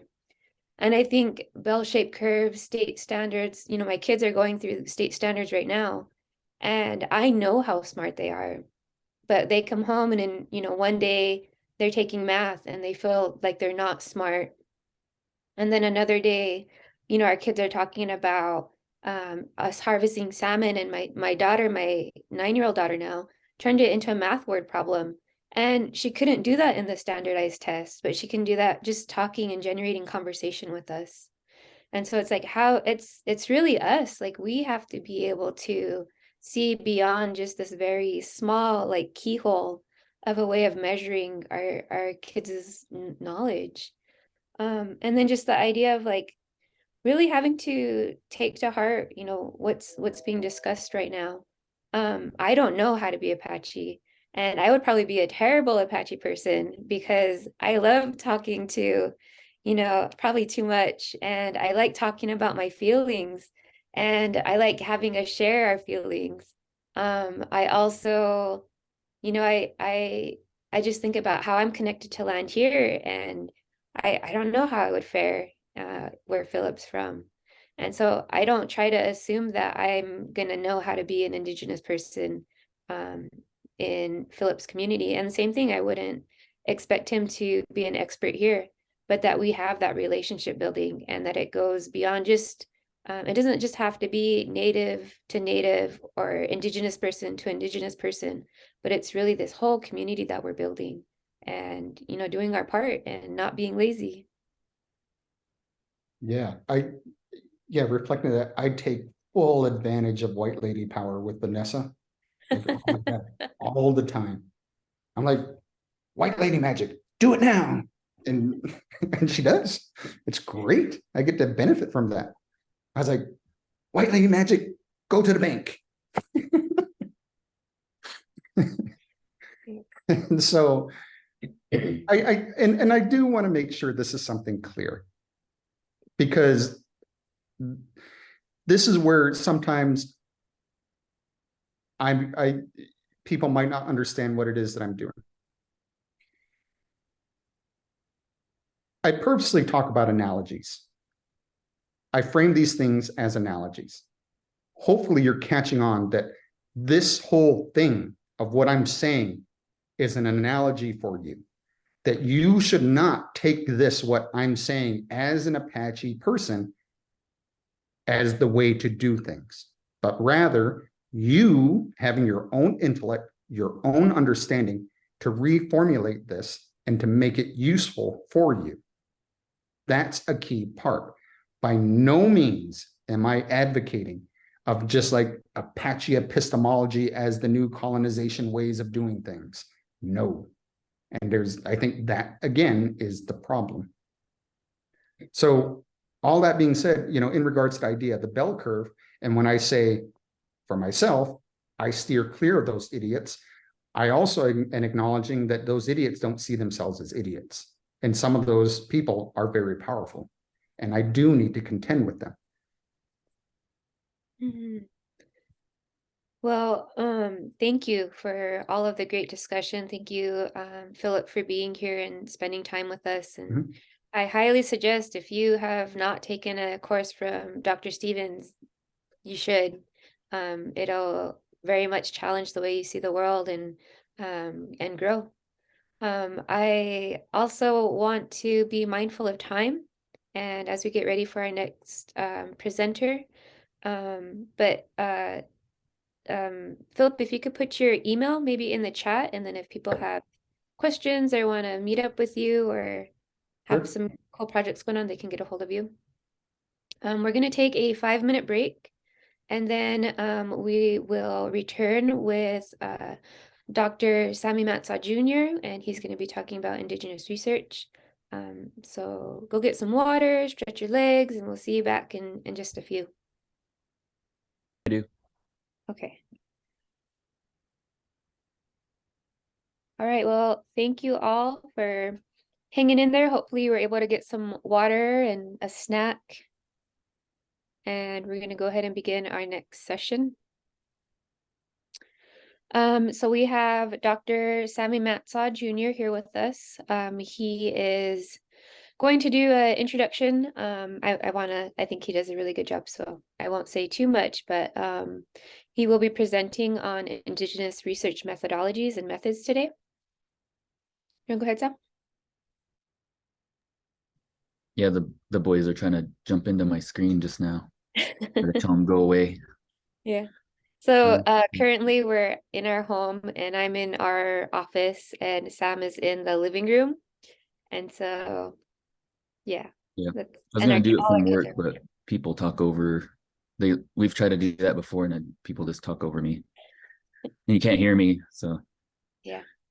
this works better. Let's see, share screen. PowerPoint.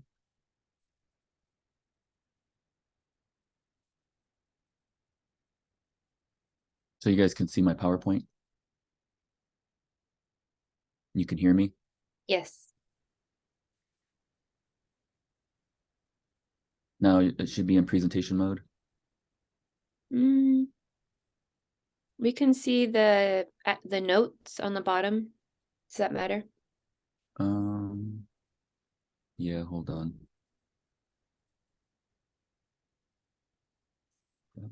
I gotta switch it around. I can't remember how to do it.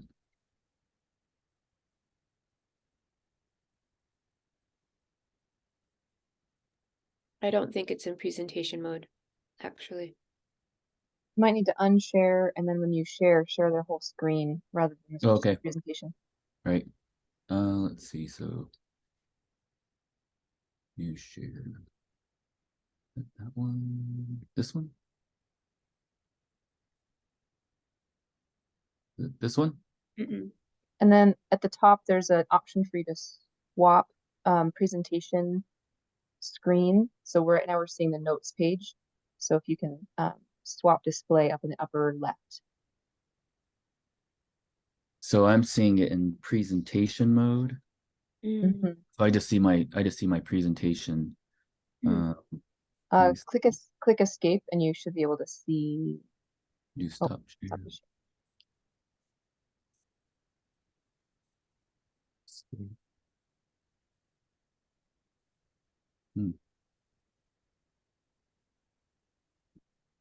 I'm gonna go check it out. I'll be right back.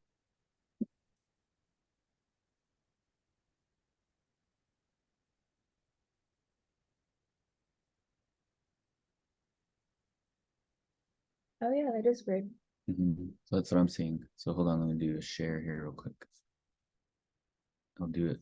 So I just shared the PowerPoint. So I'm gonna do now a share this one, Yeah, desktop. see how it, nope, so this is what it looks like. Yeah. So I want to see this one. That's what you want to see. You want to see the whole thing? And yep, and then see share here. It just chose the wrong one. Gives you too many choices. Okay. Are we good? Yep, we're good. Looks We're great. good. Okay.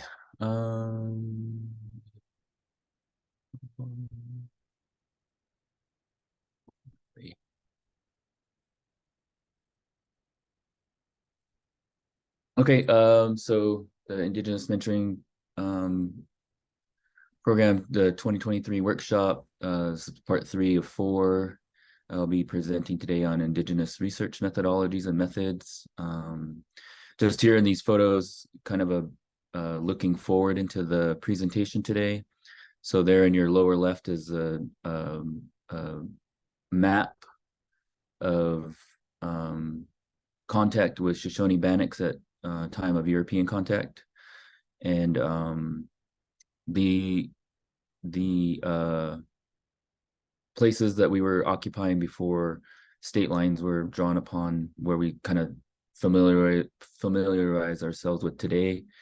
And so you can see we're in all these neighboring states to Idaho.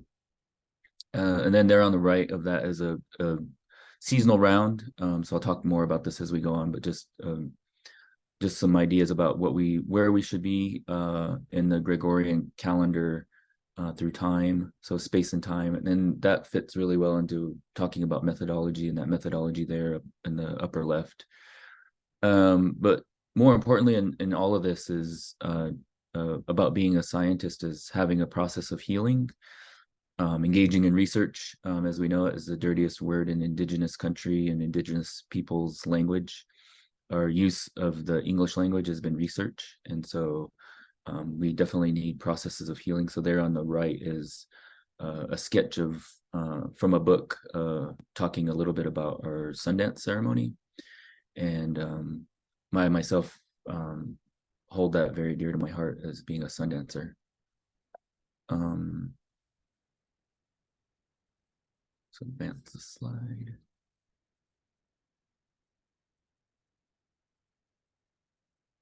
Okay, so as I'm getting a little more comfortable with this today, just bear with me, please. This is a picture of my family. My wife, Jessica, she's moderating and hosting all this today and doing a wonderful job. These are our children. We're talking about our boys. Right there's Otakte on the right, and then our other son is on the far left. And then our girls are there in the middle, Malia and Abriana, and then our Ija dog, Smokey. And then there in the background is Mount Putnam on our reservation. So this is just a hillside up on the some Matsaw land, but also just a really good place to take a picture that we took this past winter, and just wanted to share that with everybody. So myself, I'm a grandfather, father, husband, extended family member here amongst the Shoshone Bannock tribes here in Fort Hall, Idaho, southeastern Idaho, on the Shoshone Bannock reservation. Also with Oglala Lakota tribes with my mother back in Pine Ridge, South Dakota and South Dakota. I Sundance and pipe carry with both of the tribes. I've been able to be a part of the ceremonies in both my mom and dad's tribes. And I have a PhD in water resources and science and management, master's degree in science, and a Bachelor of Science in Ecology. Co-founder of Rivernewell with my wife. She'll talk about that some more today, but just part of our graduate work, we founded a nonprofit organization that we own and operate here from our reservation lands, getting our children out onto our homelands. We'll hear more about that later, so I don't want to share too much. And currently, as I was saying, I was going to be at work doing this, but as a research scientist for our Fish and Wildlife Department, lots of people in our office that like to visit in the background and tends to take over the conversation. All right, so a little background on me. So I wanted to share this as a publication, so Two-Eyed Seeing from Andrew Reed et al. In 2020, and just a Indigenous framework to transform fisheries research and management. So as I just talked about research and management and water resources and fisheries in particular, that's where I've been spending a lot of my career. So I really like this figure. I wanted to share with everybody, just that there's this idea about knowledge spaces and decision spaces. And in those knowledge spaces to decision spaces, things change from what we want to view and how we frame the science that we're viewing the world through. So currently the status quo is Western science, so WS. And then that is a very singular view, tends to talk about the world through a capital T truth. and that world is viewed through that lens only. There in the middle is knowledge assimilation. So we talk about Western science and this idea that there's assimilative or incorporating or integrating or merging indigenous knowledge with Western science, and you get this assimilated framework. And so those are some of the words that sort of get used in that, which still is in some ways still maintaining the status quo, that perception is still really prioritizing Western ways of knowing. What we're really trying to work towards is knowledge coexistence, so indigenous knowledge and Western knowledge on equal terms, and that there's a mutual perspective on the world, and then that perception as it goes into that decision space is shared and perceived through both lenses of indigenous knowledge and Western science. And I'll just say this right at the forefront, a lot of this gets marginalized or minimized very statistically in our statistics to very low success rates graduating from college in STEM degrees. And so there's lots of funding around this. Some of the stigmas that sort of come up in this idea is that we're viewed as a sort of a primitive state of human beings and sort of categorized as just a human species, part of the human species, and that we're just an earlier version of Euroman, and that's quite incorrect from the idea of who we are. We took a entirely different knowledge production route, and that'll start to become more clear as I share with you in this presentation about methodology, and I'll touch a little bit on this idea of indigenous knowledge. So I want to share this video with you. California, Santa Cruz, researchers have uncovered a very skilled form of collaboration. Hold on. So I want to share this video with you. It's on an automatic start. This is some National Science Foundation research that's been ongoing. It's about collaboration, and it's really interesting. So just pay attention here. And did you hear it? Did everybody hear it? Yes, we heard it. Okay, good. So if you need to, just turn up your computer or your PC or wherever you're at, and we'll get going again. All right, here we go. In Indigenous family interactions, they can serve as a model for improving how people work together. This kind of collaboration involves truly thinking together. In today's globalized society, people need to think and work together to educate our youth, create sustainable political systems, and steward our natural environment. Collaboration is foundational in many Indigenous communities of the Americas. Research with Indigenous elders, Mayan mothers, and Mexican children helps reveal how sophisticated collaboration works. We studied how Mayan mothers and their two small children engaged collaboratively by analyzing their interactions at a microscopic scale of fractions of seconds. We examined Guatemalan Mayan and European American middle-class family interactions, focusing on the 10 seconds after each mother received a novel object to operate. This is the 10 seconds from one family.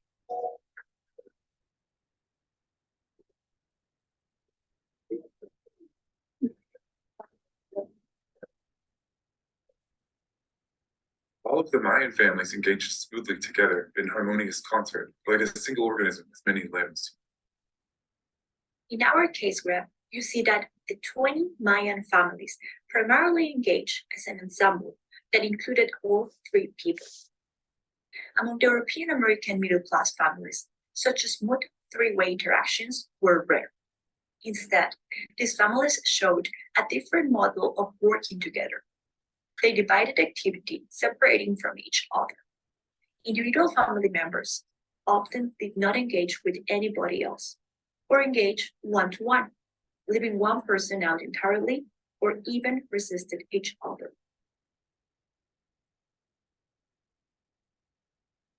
It is remarkable that the Mayan families skillfully and smoothly engaged all together for almost all of the time. This was visible even at a microscopic scale, revealing the foundations of thinking together.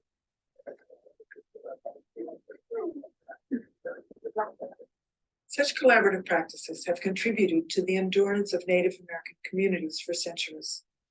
Learning to collaborate in this way can help us address the issues that face us all. We need to collaborate to learn how to care for the natural, physical, and human world.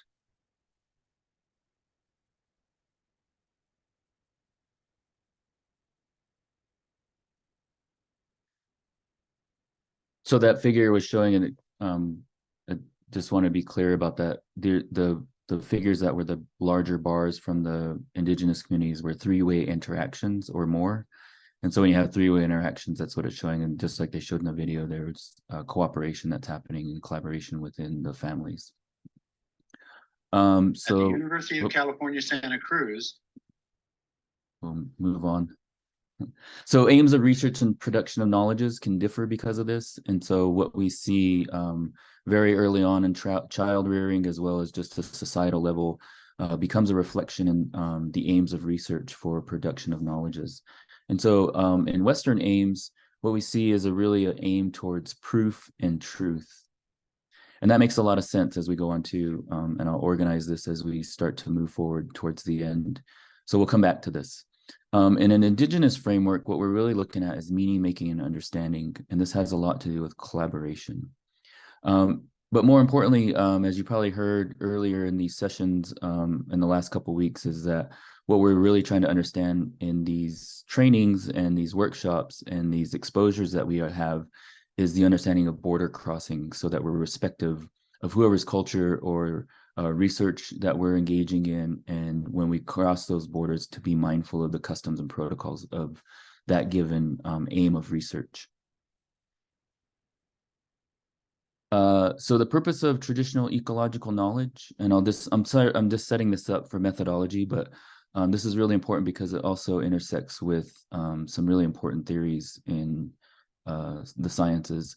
So purpose one of TEK is to minimize negative impacts on species upon which human populations depended on for food and shelter and clothing, especially during periods of slow decline, which probably represent the majority of the time.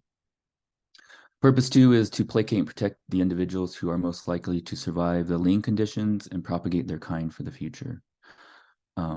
Purpose three, to make sure that the people are prepared and in position to take advantage of boom conditions while remaining cognizant of the role of environmental unpredictability on their non-human relatives and the potential impacts upon their own future survival and that of their kind.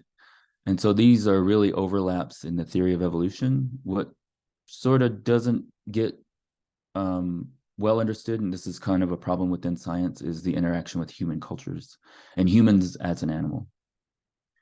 So as I shared earlier, so those are the purposes of TK, but from an indigenous standpoint, they look a little bit different than the theory of evolution, but very much related. In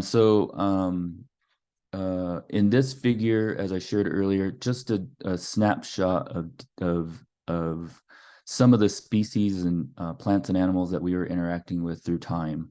And so as you see there in the center is a representation of time as we go into the winters and summers, and then across the equinoxes, both in the spring and the fall. And then this is overlaid with the Gregorian calendar, as I said earlier. But we also had names for those places because we named these places after the moon cycles, given in the cycles of the moon. But all the seasons were also greeted and welcomed with dances and songs, and those were also ways of acknowledging these plants and animals that would give their lives so that our lives may go on.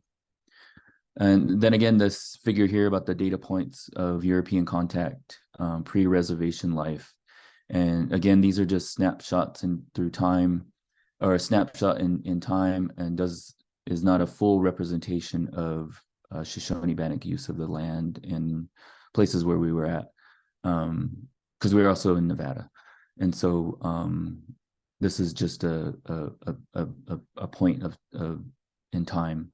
What stands out probably to most of you as well when you look at this is you see a lot of those data points are along waterways, and that's important. Lots of cultures around the world tend to want to live along waterways, given that we are majority made up of water. So as a terrestrial being, we need water, and this is very important to our existence. And so not that much different for Shoshone-Bannocks, but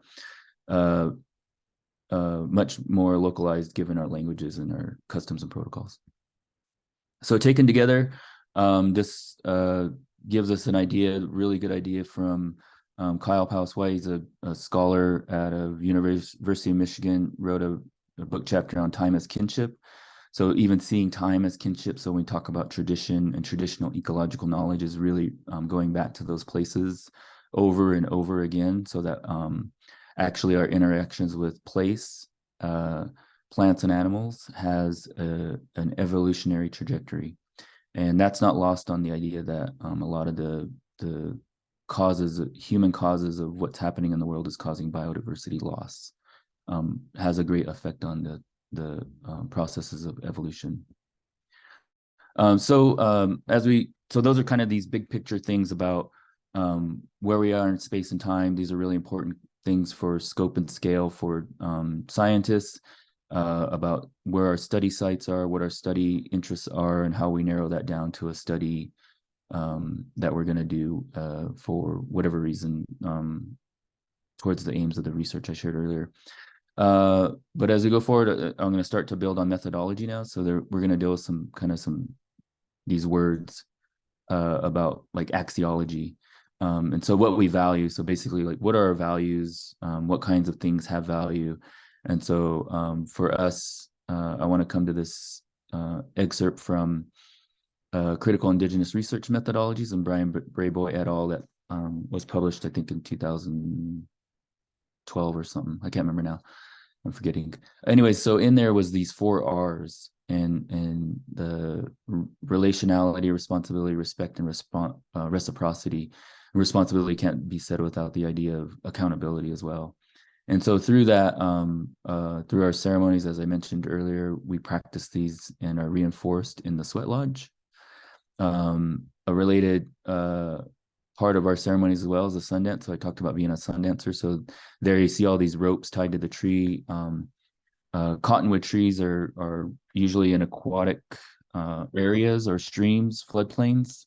They need lots of water, and so they're full of water. And so when we cut them down, water actually starts pouring out of them. And when we carry them, they're very heavy because water is just really heavy. And so as a collaborative activity to bring all the Sundancers into the Sundance, we raise this tree, and we cut it down and we carry it to the Sundance grounds, and then we raise this tree in the middle. And that takes a lot of coordination. And one of the things shared with us is to have one heart and one mind to do that. And so that's sort of our protocols and our customs, and these are the things we practice. What we live outside of that, though, in American society is traits of individualism. And that, has a lot to do with self-sufficiency, uniqueness, autonomy, and independence. And given those, we wouldn't be able to raise a cottonwood tree in the middle of a Sundance ground. And although usually the audiences that are attending these don't necessarily agree with this, so this is really a generality, is just this pursuit of net worth or status, or both. And that tends to drown out a lot of things that we need to talk about in these conversations about collaboration and cooperation, and becomes a really positive or negative feedback loop, however you want to look at that. So next big word is epistemology, and really just having like origins of our knowledge or stem of our knowledge, like what's the roots of our knowledge, the nature, origin, scope, and rationality. So for us, there's a really good storybook by one of our elders, Donna Houts MacArthur. And in those stories, one of the central characters is Coyote. And then he talks a lot about our origins as Shoshone-Bannock people and teaches us lots of lessons. But we have a common story across Turtle Island about our creation, and that has to do with the beaver, the muskrat, and the otter. And in most cases, it really talks about a woman too, who really brings forth life onto Turtle Island, or AKA North America. Conversely, we tend to learn outside of our practices, we tend to learn a lot about Socrates and Plato and Aristotle in the university or in high school, if you're get that early on teaching. Much of this knowledge that's passed on through Western ways is really passed on from human being to human being to human being. And so very anthropocentric sort of viewpoint of epistemology. Our epistemologies that I mentioned earlier is just plants and animals, and we learn from them, the land and the waterways. But I want to make a distinction here that there's a separation of nature that also plays out in this. And so very early on in European history and knowledge production, this was carried on through even the recent philosophy of or philosophers. But before them was this early idea about Pan, the god of the forest, and this idea that there was a separation of people from nature and a fear of nature. And so Pan is as a god of the forest, really viewed and carried on through the base word for panic, in that fear-based response to things that we panic about. And so those ideas about embracing nature in different ways is some of the issues that are going on that give different values and perspective on wanting to hear and learn more about Indigenous knowledge and methodologies. And this is really important because when we talk about our origin stories, when we talk about Coyote, we talk about Coyote in his fish basket. In this fish basket, this old woman, she's telling him to be careful around her fish basket because she's going to spill her fish basket and all her fish are going to fall back into the water. And she took a long time to catch them. And here in southeastern Idaho, Shoshone-Bannock homelands, this is our story of our origins and our place in land. So he spills the water over, and then the fish fall out, and then they fall out of the basket and they go down the Snake River, and then he builds these rock weirs that turn into these waterfalls today that we know as Idaho Falls, American Falls, and then Twin Falls and Shoshone Falls. And given that, he hold on, I need to pause for a second real quick. So I'm gonna.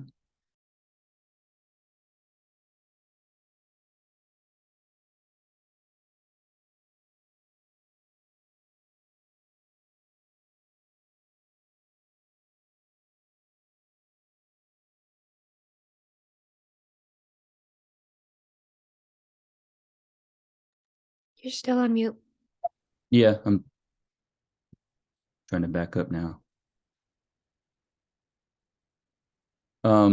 So in that story, so those falls are made, and he's trying to make these dams, and he makes these waterfalls. And so in that story, and this is a story told to us by Diane Ute, and she recently passed away, but she would tell us these stories, and some of our elders as well growing up, and just the idea that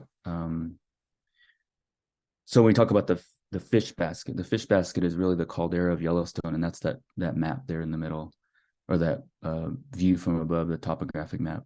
And the idea of the caldera is the fish basket, and the woman that's talking to Coyote is Mother Earth, and Coyote is phenomena, and he as this caldera filled up with water, it eventually broke over and all the fish fell out into the headwaters of the Missouri River drainage as well as into the Snake River.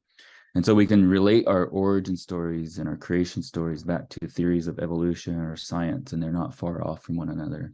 And they can evolve with it. Even in the 21st century, we can still talk about these things, given all the knowledge we have now about tectonic plates and how things move. So this is really important about epistemology that I wanted to point out about our stories and how important they are. So ontology is this is the third big word. So we've gone through axiology, epistemology. We're doing this pretty quick, but just bear with me.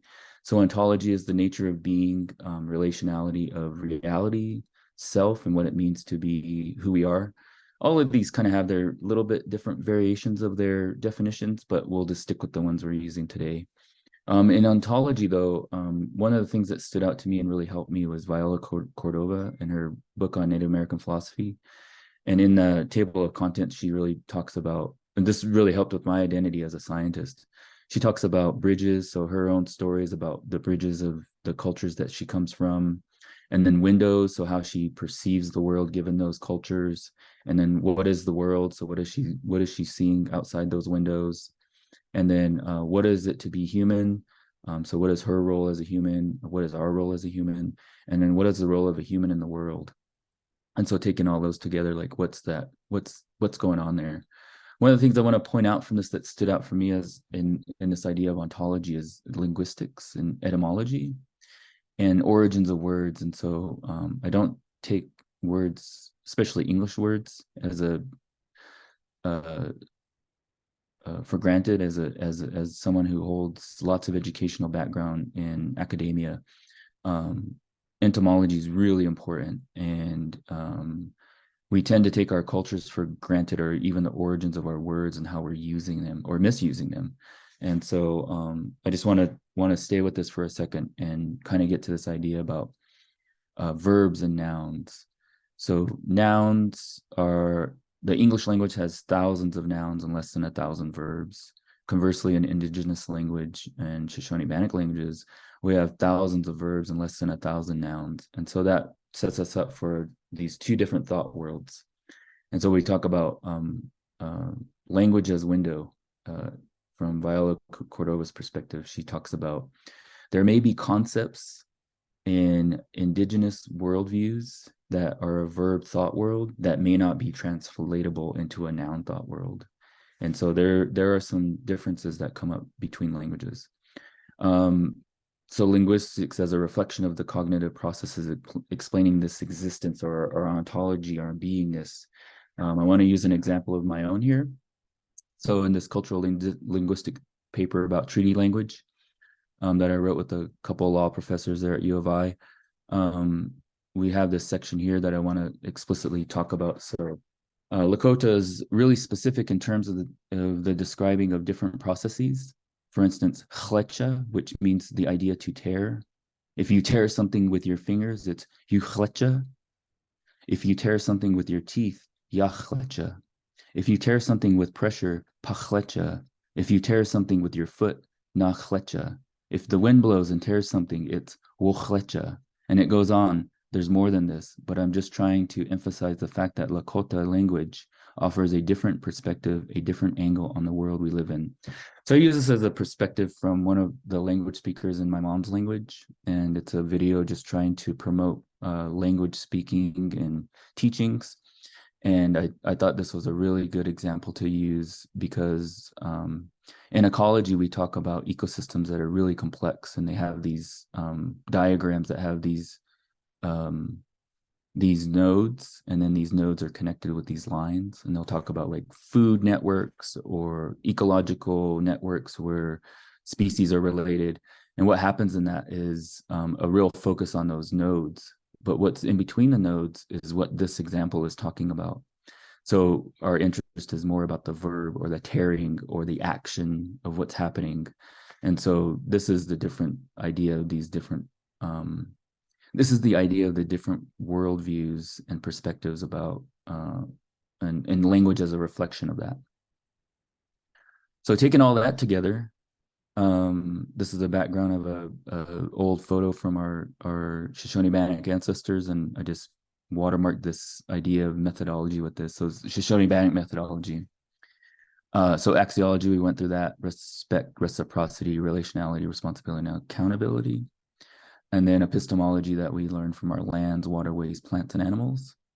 And then ontology is a verb-based languages in motion, so like Tsotsoni or Banakwa. So we kind of say those a little differently in our own way. But taken together, this is really the framework we need as Indigenous cultures and peoples, as Shoshone-Bannocks, that is different from Western ways. So usually in Western science, though, a lot of Western scientists, even faculty, academics, don't really have a sense of methodology until we start to talk about this explicitly. And so this is really an implicit thing. It's very invisible in becoming a scientist. And so that's where the difficulty comes from someone like myself in trying to become a scientist, as methodology is not taught. And so we don't see the differences and don't ask questions, and it's not a critical analysis of how to form our own methodology. And so, but with that, what really happens from this is that we can get really excited about methods. So method choice is interesting because some of the methods, as I was becoming a scientist, I would disagree with, and I was like, but why? And so the big why is answered with methodology. And so when you have methodology, our choosing of methods, tools, applications, technologies, etc., becomes much clearer and evolved methods of our own because we understand our own methodology. And so that method use it's really clear. Why do we want these things? Why do we want these certain methods? And it really helps us free up our minds so we can start to really focus on experimental design and study plans, research agendas. These are really important ways for us to start to move forward that way. So this is kind of what we shared today so far. I sort of set it up a little bit with the purposes of TEK and the importance of collaboration, and then the different aims of knowledge. And as I said, I wanted to bring them together. And so bringing them together is these different thought worlds. And so as we bring these together, what I've shared with you, take to kind of put it together now is the noun thought world. So in a noun thought world, it's a lot of, you set a noun up with another noun, and these two things are the opposite of one another. Usually what happens is in this sort of thought world is these become competition or versus one another. In the verb thought world, what happens when you have these nouns and you're more focused on what's connecting them is this idea of collaboration or cooperation. And as we shared earlier in that video, this idea of collaboration is very early on in our teachings from childhood into adulthood. And so this is the idea where proof and truth matters, and meaning making and understanding.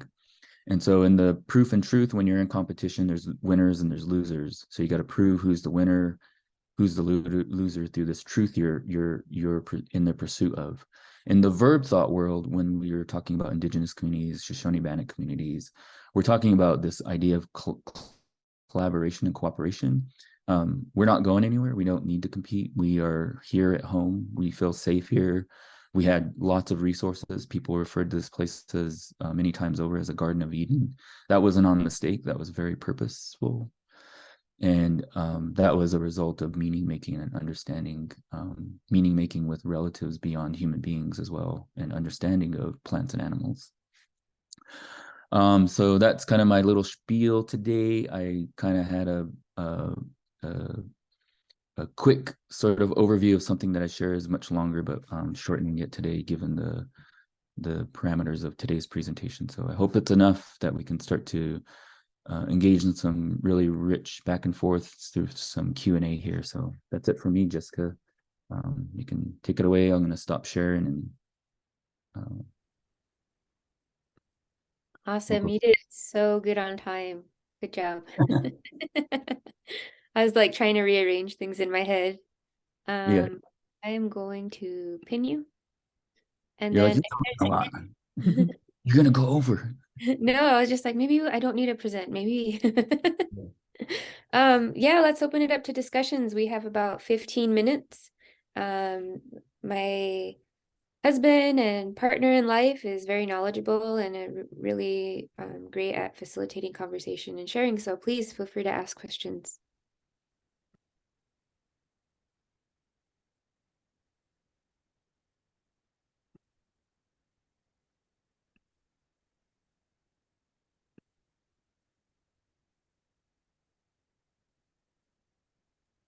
I have a question. If I can ask a question.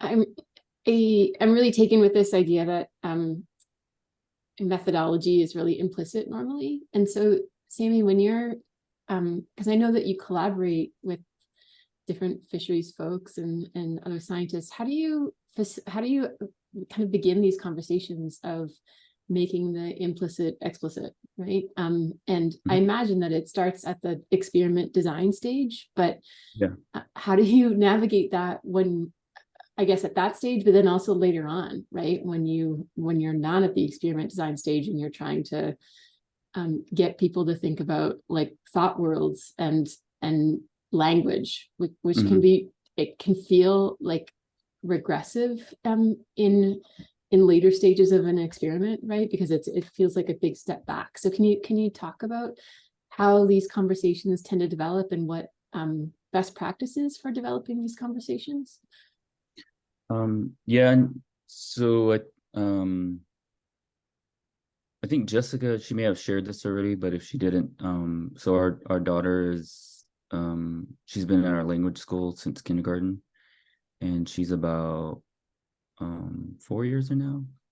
She's 8 years old. She's going to be 9, but we let her know that she's teaching us and that we're learning from her. And as a young person who's teaching her parents how to speak the language, there can be some ways to think about how we need to engage with people as well. Like we can look at an advisor or mentor, and approaching them, excuse me, approaching them so that you don't expect them to be a know-it-all, and try to have an expectation that they are really need introduction into these things. And so trying to say that, it's not your, so this is, it's already been places of conflict where I've had to come back to these and have conversations about, it's not about blaming, and it's not about someone's fault for doing something, making a mistake, about misstepping into this border crossing. And what is really happening is that we have this public education system that we've, even for I have an advisor who grew up in Canada.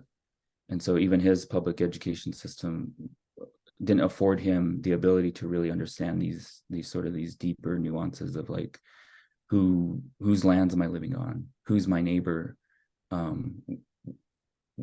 What is their way of thinking? And so we try to unpack that in a way. I think that the approach is really being very humble and lots of humility. And I get a lot of these practices from Jess, is just saying we and us a lot.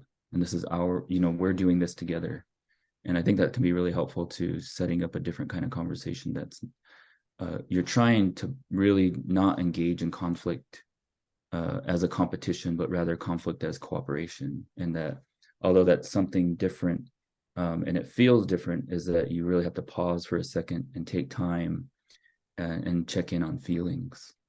And that's a big step for people to check in on feelings.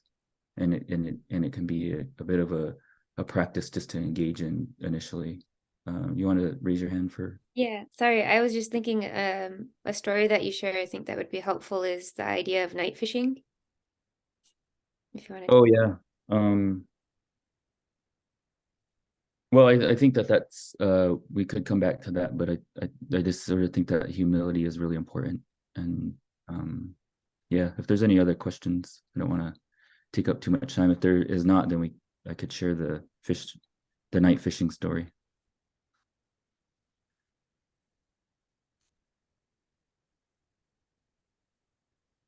Hear it. There's night fishing story. Oh, okay. I hear it. All right. So my advisor, I think we got along pretty well, but there was still tension here and there. And then I graduated, and so now we're colleagues. And he was working on this project to collect some fish, and he's a fish ecologist, and he was over collecting some fish for some data that he was collecting. And then he was out night fishing with a headlamp and a little like aquarium net to catch young of the year fish. And he ended up coming through this side of Idaho back to U of I, and he stopped in, and he said, just, was visiting, catching up. And he says, oh, and I said, well, what are you doing over here? And he said, no, collecting just what I just told you. And in so many ways, he said that he was collecting fish with those little fish net at night. He says, they're so easy to catch at night. And he said, fish, they're using the water way differently. And so they just come out from under the banks, and they're swimming in the middle of the stream. And he goes, and they're so easy to catch at night with a headlamp. He's like, I didn't even have to use an electrofisher. So usually electrofishers, traditionally ecologists more recently will use these electrofishers. So they'll electrocute the stream with this wand and this tail, and it puts a charge. It's basically like tasing fish. And then you net them up because they're like unconscious. But he was like, oh, I didn't have to use that. I just use this little net and the headlamp at night. And he's like, so it's this really great finding that he's talking about, and he's talking about it in this way that it's like this innovation. And he's like, I heard you kind of talk about this before. He goes, but if you wanted to talk about it some more, maybe we could develop a method and publish it.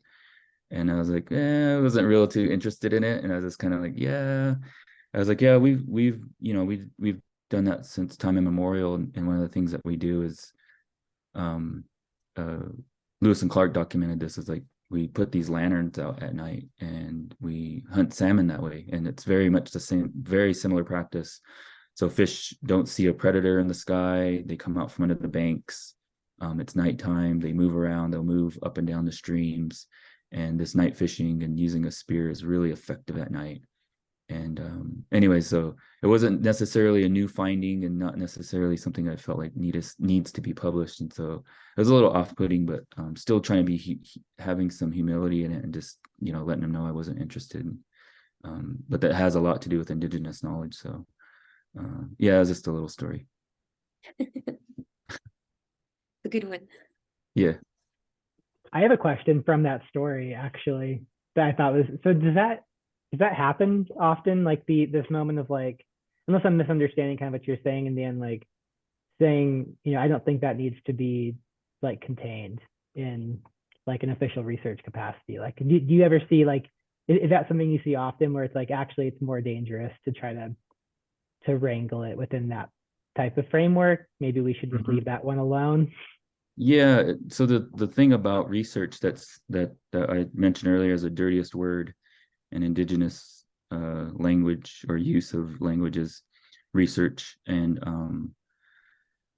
yeah, it's so what you're talking about or asking about is this idea about universalizing knowledge is really what happens in science, and this is really a vehicle of colonialism. Like, this is why people left their lands and went to other lands. And this universalizing knowledge and even the use of English as a language is really a process of delocalizing knowledge. And the tribes may not know explicitly like exactly what's going on there, but they definitely get the sense of the feeling when knowledge is being delocalized. And so we're not in the business of delocalizing knowledge. And so you'll see elders, you'll see community members, they'll either get upset about it or they'll disengage, and or variations of that. But that disengagement and the getting upset is a red flag for us. To delocalize our knowledge and try to apply it universally, that we need to apply this make this available for everybody across all cultures is not it's not what we're interested in. So when he was saying that, I have a little bit of concern. Not that I don't want to be engaged. I think it's important because you're not using an electrofisher as a way to interrogate fish. I just think interrogating fish overall is a problem.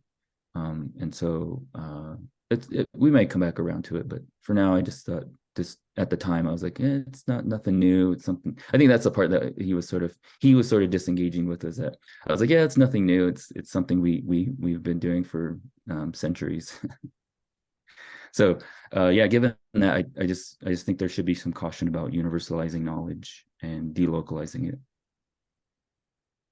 And excuse me, just to tie into the previous readings, there's a section about not all knowledge is meant to be shared. And when we're working with tribal communities, having those relationships, you understand what is shareable and what's not. Any other questions? I think we have time for one more.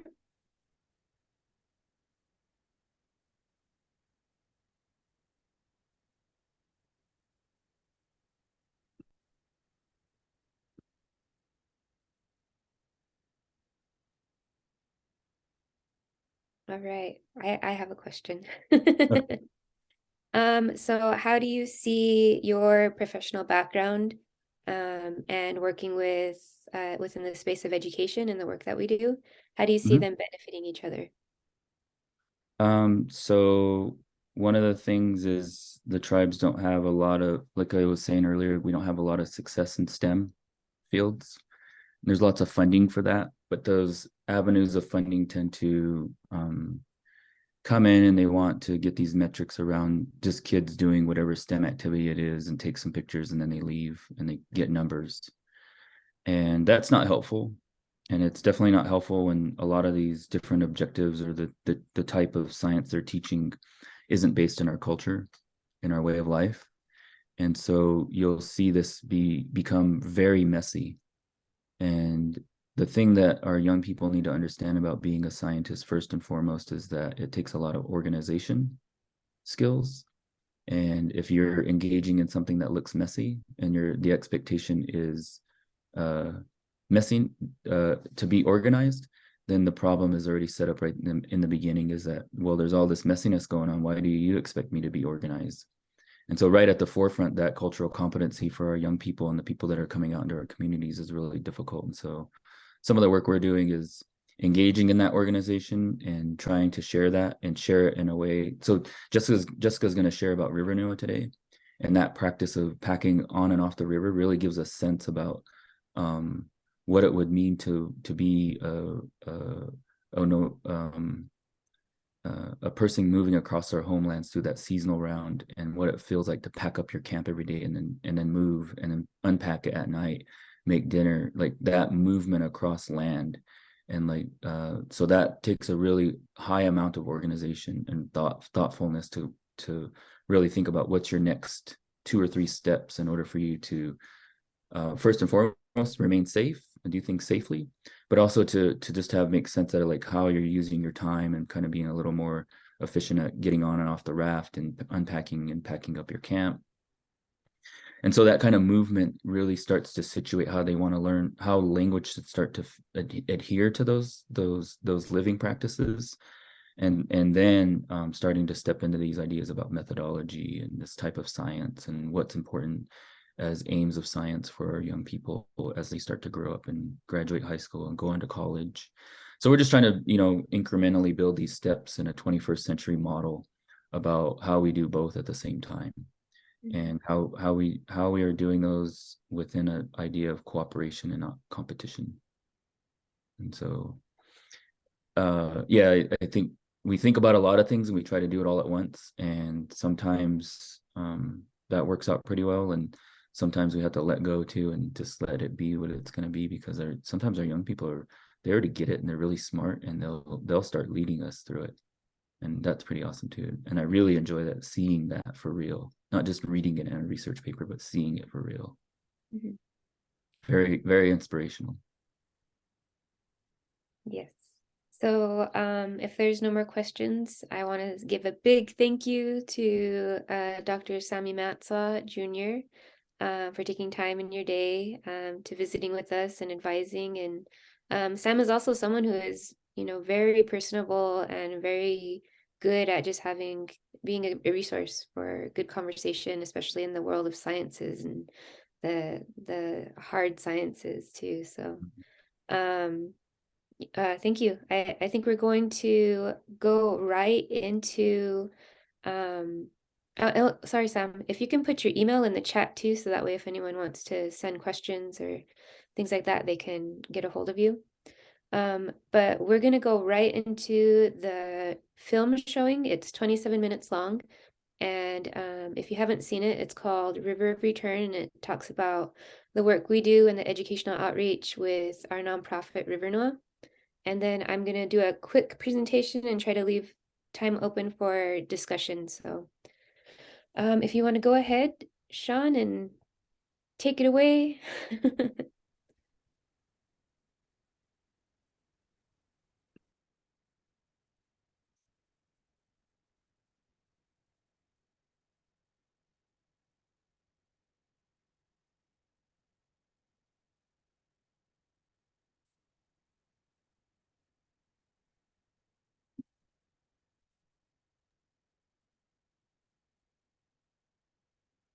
I think your screen is still on, Sam.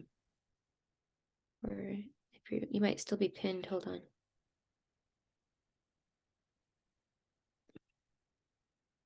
Nope. Just gotta mute it.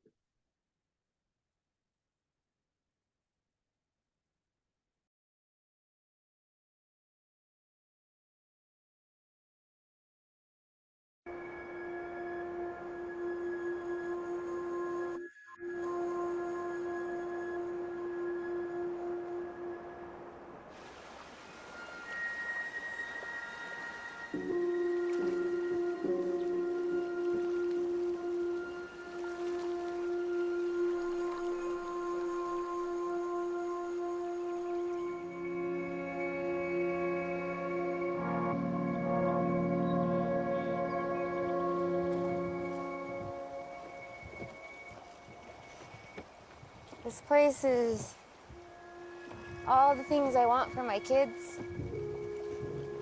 all the things I want for the young people of my tribe. This place is medicine. This place is my home. It's my mama. It's my heart.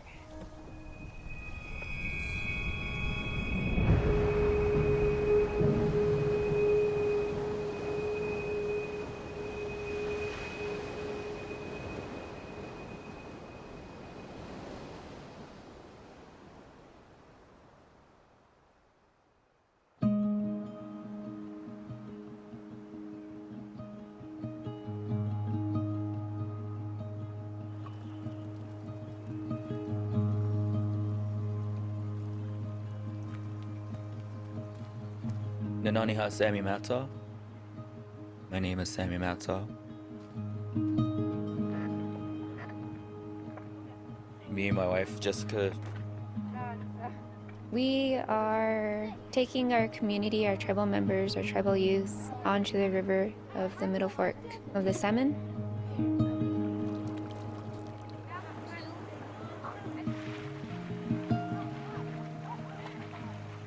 The Middle Fork is really ideal for these trips.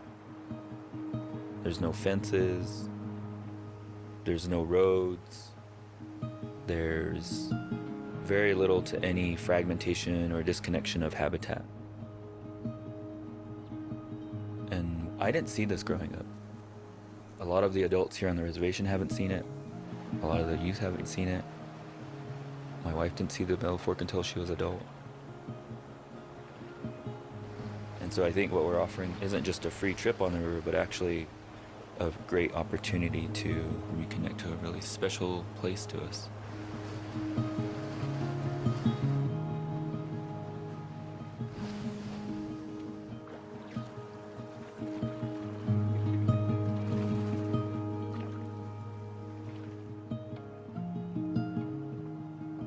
For these trips, we're doing a lot of things. Tate, Luzaha, Eli, Fisher, Warren, time for class. Kids, Gimai. We're gonna play a game. These are our agay. So what is agay? Salmon. I'm gonna roll them, and you're gonna try to throw your spear through the hoop. So we're learning how to hunt and fish. This is helping with hand-eye coordination.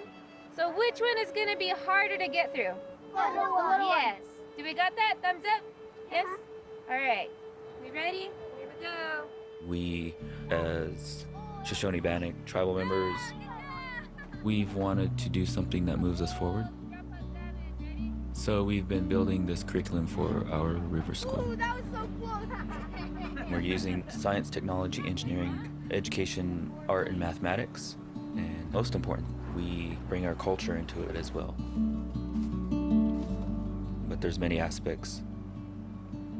It's a trip where we can feel safe to laugh together, to challenge each other.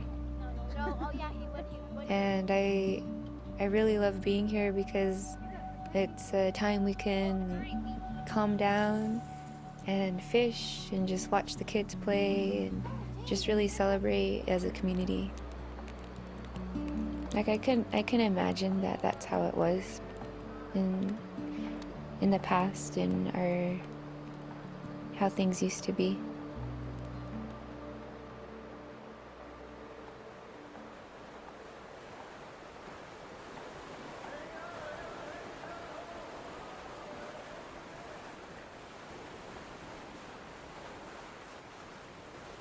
I feel like Sam and I have been together for not just this life, but we've been together before. Sometimes he needs help talking through his feelings. And I feel like that's where I can help him. So Jessica, she's this old spirit who's all about her emotions. She will tell you how she feels about something, and she will acknowledge your feelings, and she will get you to talk through those feelings and get you to understand where you're at, whether you like it or not. He's really smart. He knows a lot of things about a lot of things. She's so powerful, and I just love her so much. He's been with me at my very lowest when I felt broken. He made me not be ashamed of those things. He helps me to see my own strength.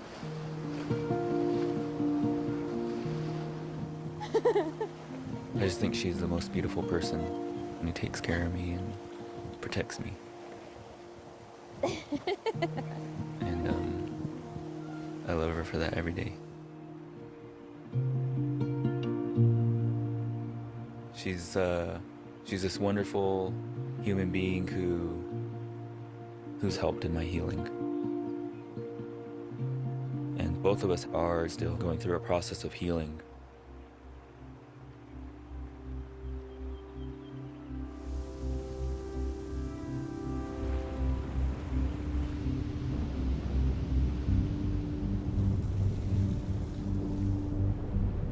Before Sam and I were married, I was in a violent relationship, and that man tried to murder me. I was deployed into Iraq as an infantryman with IEDs and RPGs and small arms fire. We both know what it means to risk our lives and have our lives before us and think that we're not going to live much longer. As Native Americans, what we're going through as an Indian or an Indigenous person, that's just full of challenge. Jess and I, we have our own personal stories, but as a tribe, we have this really ugly past. Just over 100 years ago, our ancestors were removed from this place, from the middle fork of the Salmon River. Trying to reconcile that for me starts out as a really sad feeling, and a feeling of loss, and a feeling of disconnection from all of the things that when those people left over 100 years ago, all the things that they probably wanted to teach the next generation, that they were used to teaching the next generation. So that disconnect very literally from who we are today to who we were then, and then trying to come back to that. We're working towards this challenge. And that, in many ways, is what these trips are all about.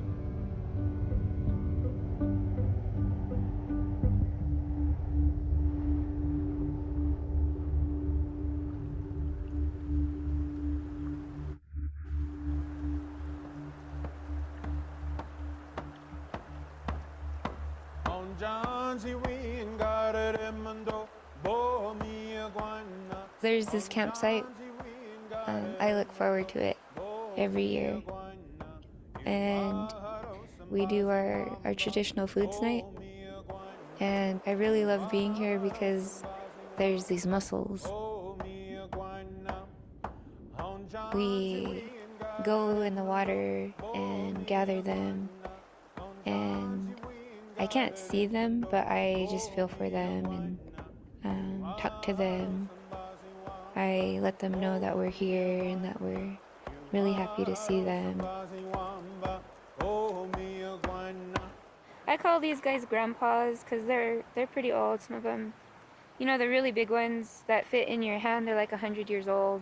And so these guys are probably like, I could guess they're about 80 years old, and they've seen a lot. And I like to think that their ancestors knew my ancestors and that we're reconnecting again. They're really beautiful. I'm gonna clean them here in a little bit. I'll ask my girls to help me. I think they're saying, hey, where have you been? We've been waiting for you. We missed you. I'm so excited I bit my lip. Oh. Never mind. I really pushed.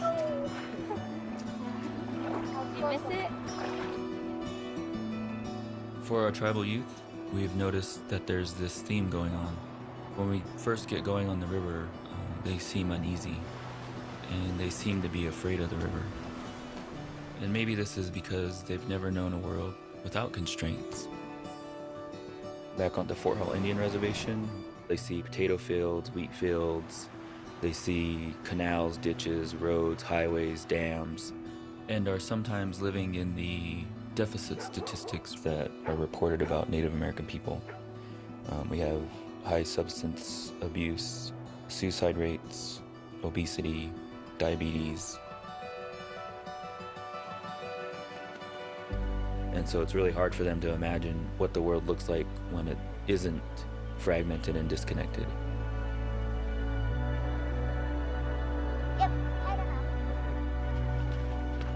And so I think for them to see this unrestricted landscape really frees them. And after a couple days, they start to ease into it, and they start to realize where they're at, and they start to realize the freedom that they have and their own identity on that landscape. And they start to feel their own self coming free from what they feel from on the reservation.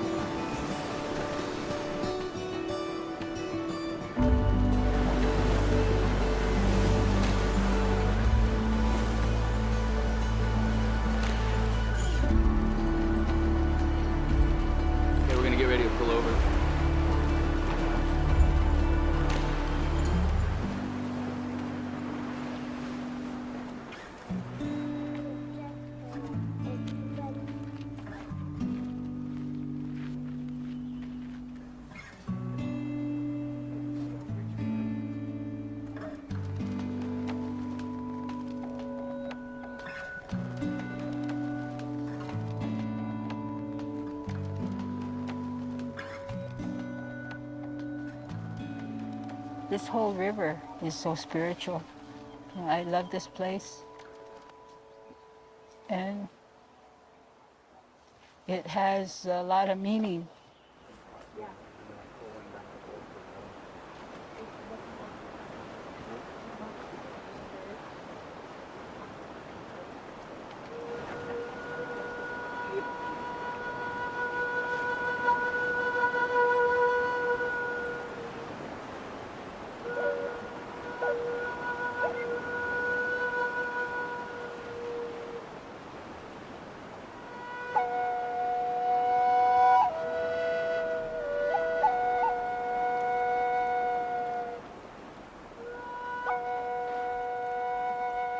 When we stop at cultural sites, I realize that those places are very important to how we used geography, how we used mathematics,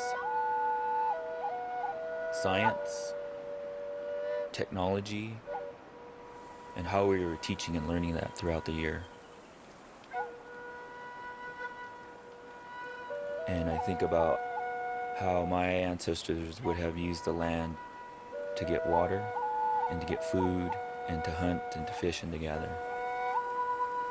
And so I think really deeply about our language and the culture and what it means to revitalize that and bring it back to life.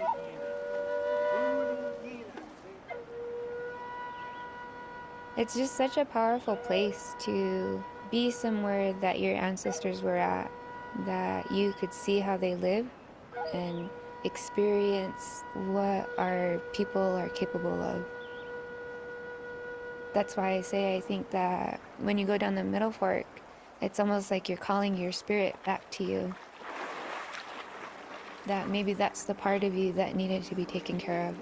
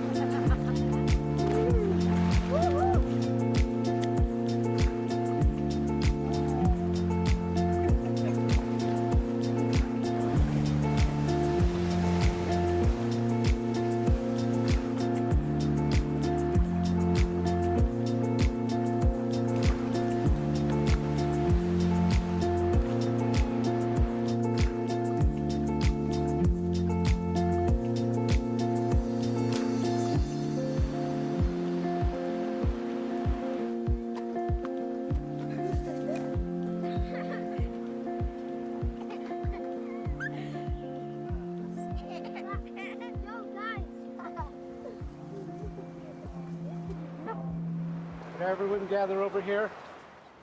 Takte, Malia, Anna. So find your name and where you're sitting. Okay, find your spot, find your spot. Mom, I didn't get cake. Nobody got cake yet, okay? Okay, here we go. There's this transformation that happens, like every day going down the river. We see it in drum making, in drawing,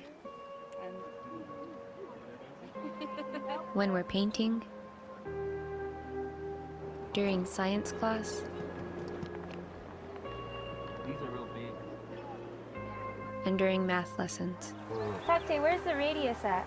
The middle. Yes, good job. I just see their confidence building in who they are. I see them coming out of their shell or coming out of this uncertainty and starting to just show us who they are and showing themselves who they are too. I just know that a lot of beautiful things happen when we're on the river together.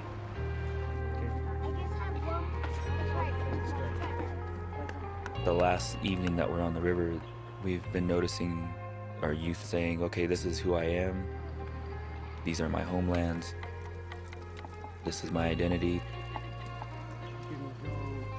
I feel free, and this is my home.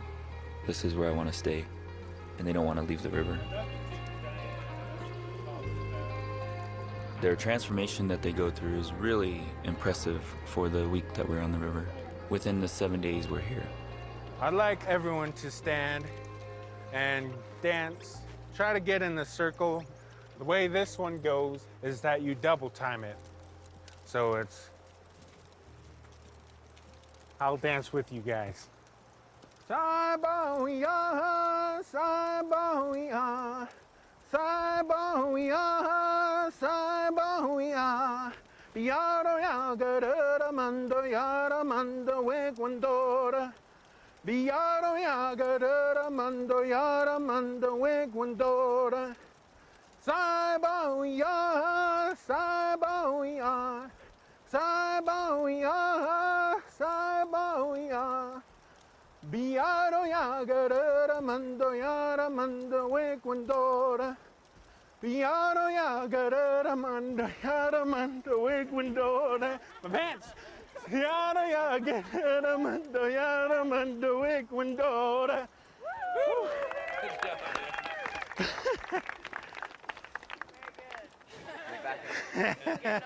I want to thank all of you, and I hope some of you keep that dance and keep some of the songs in your heart. Thank you very much.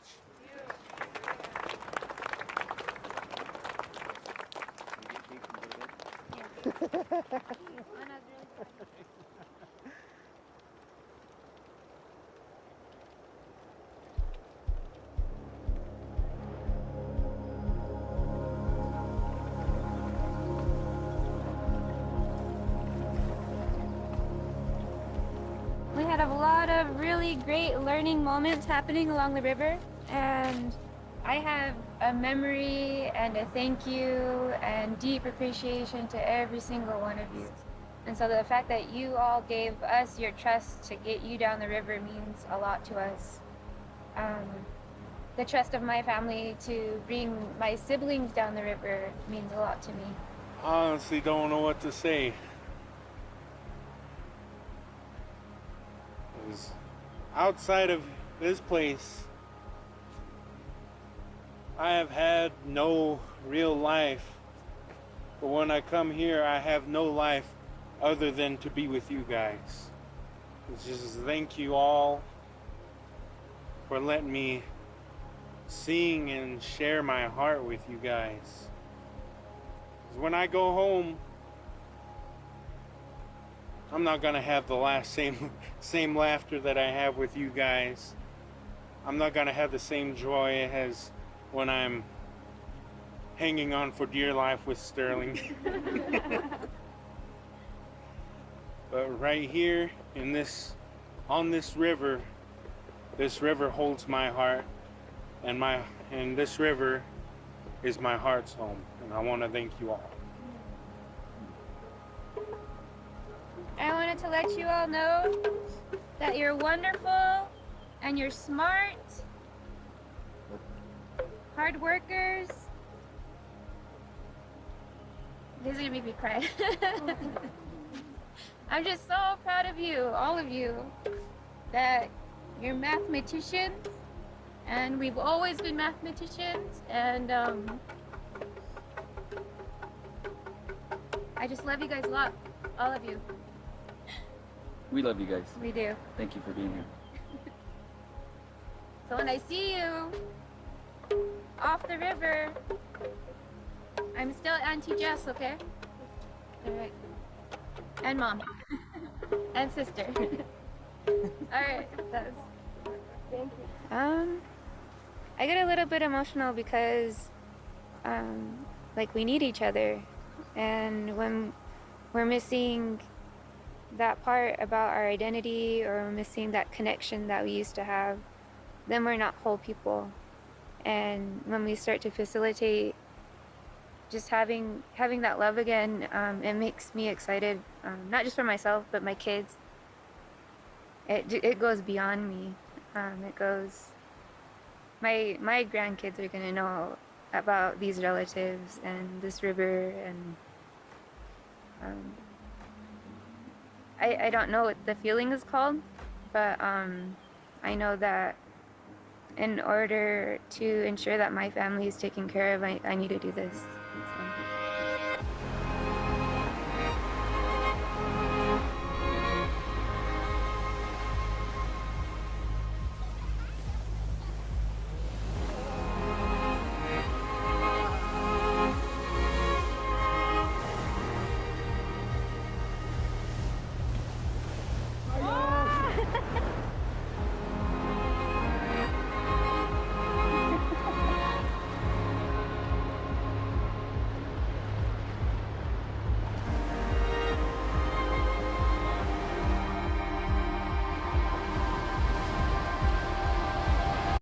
People remember heartwarming ads. So to help you remember that Liberty Mutual customizes your home insurance, here's a touch.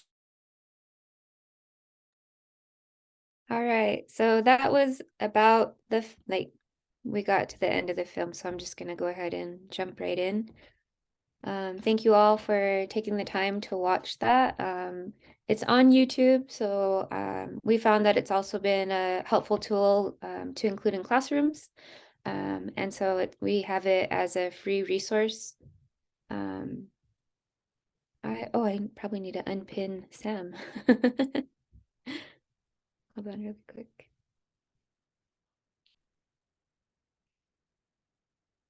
Oh no, he's not pinned.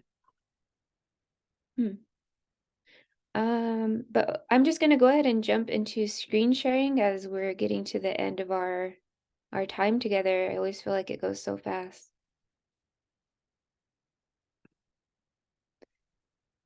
Right.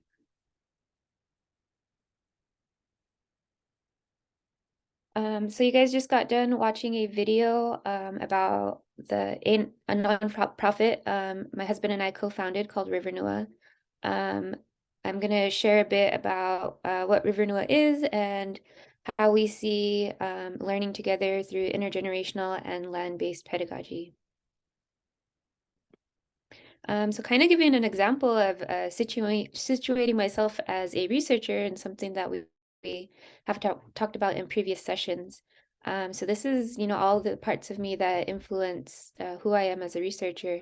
And you can probably tell both Sam and I really, this is probably our favorite photo. So, I also have it on my slides. But I grew up in Fort Hall, Idaho. I also grew up part of my life in Molokai, Hawaii. I feel like both places have influenced who I am. I have a master's in education and curriculum instruction, plus my 2 teaching certificates through the Idaho. I am a former I am an alumni of the U of I Keep program. I have experience teaching Head Start, K through 12, and recently higher ed.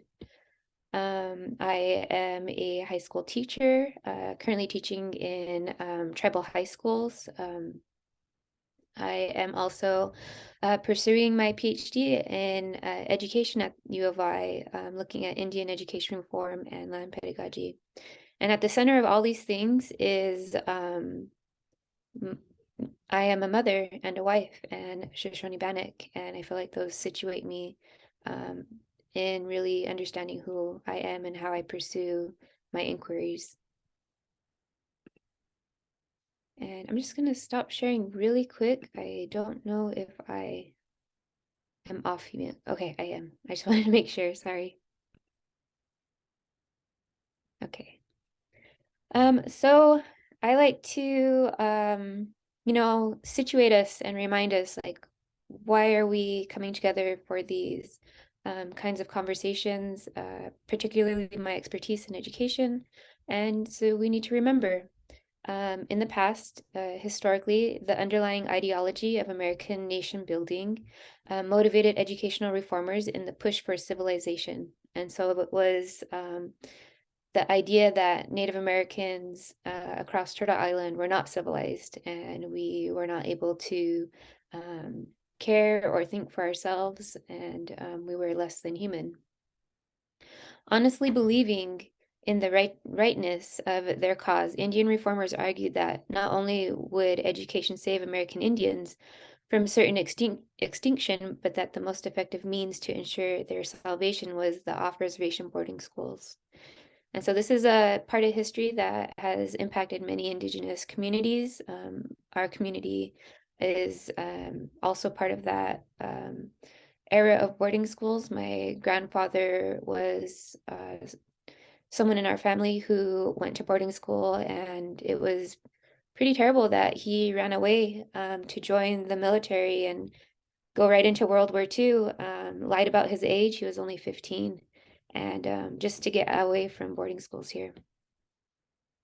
This is something pretty close to home. So River Noah, how we started, and I think the film did a really good capturing on how Sam and myself, our life experiences have really led us to wanting to try to participate in change within our community to address social issues. I myself am a third generation survivor of domestic abuse. I've seen issues of violence happening within my home, within my community, and very like tribal communities, Indian Nation, and I was just like pretty upset, like why were these things happening at such a high rate compared to other demographics? And interestingly, it led me down this road of looking at education. The same thing for my husband. In the film, he talks about his life experiences and having PTSD. And I don't want to speak too much to his perspective because it's his own. There's more elaborate, I guess, like our perspectives on our website that you'll be able to see later on if you choose to. But essentially, we had life experiences and we wanted to try to address issues that social justice through our educations and research. And River Nua was born from that. So River Nua is a community-driven mission. I got a little emotional when we were watching the film. Sam had mentioned earlier about Diane Yupnop, and she very recently passed away. And so it's bittersweet to see her in our films, and she was very influential and impacted us greatly in the work that we do, and we want to make sure to honor and respect her and her memory. But within River Nua, we have these core components of intergenerational learning experiences. We talk about Shoshone Bannock traditional knowledge and teachings and traditional spaces, places, wild landscapes, and rivers.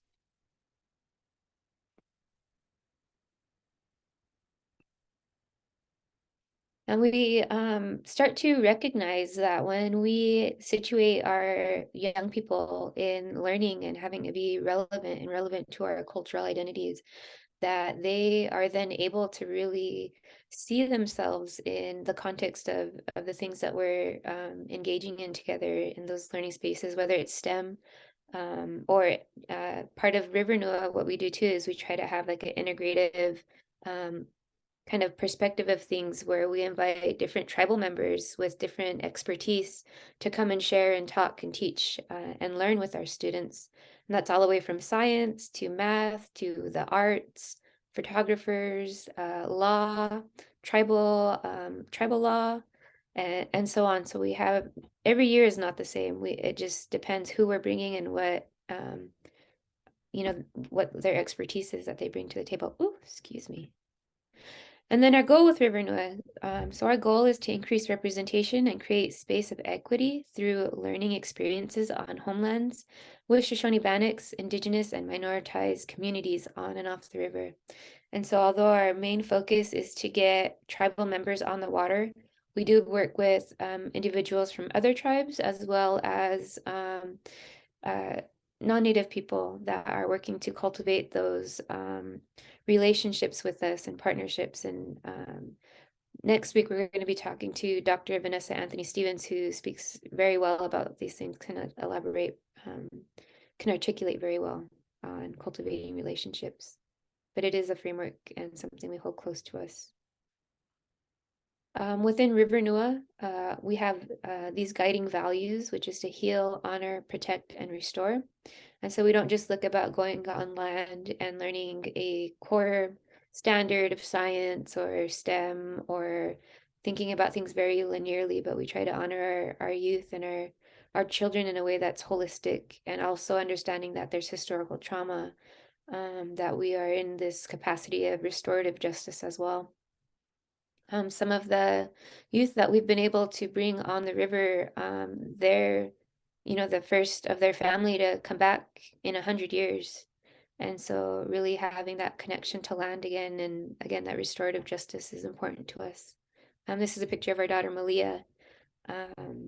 She has been going on the river with her siblings since she was pretty little. So it's going to be interesting to see, pictures to capture this year because she's a lot bigger now.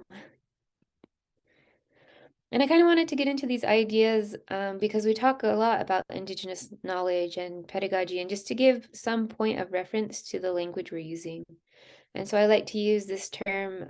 It's from the educational field and kind of something I like to come back to every now and then just to give us direction. But Indigenous knowledge can be described as wisdom needed to survive in a particular environment. Knowledge of how to live and interact in an extended family and Indigenous community.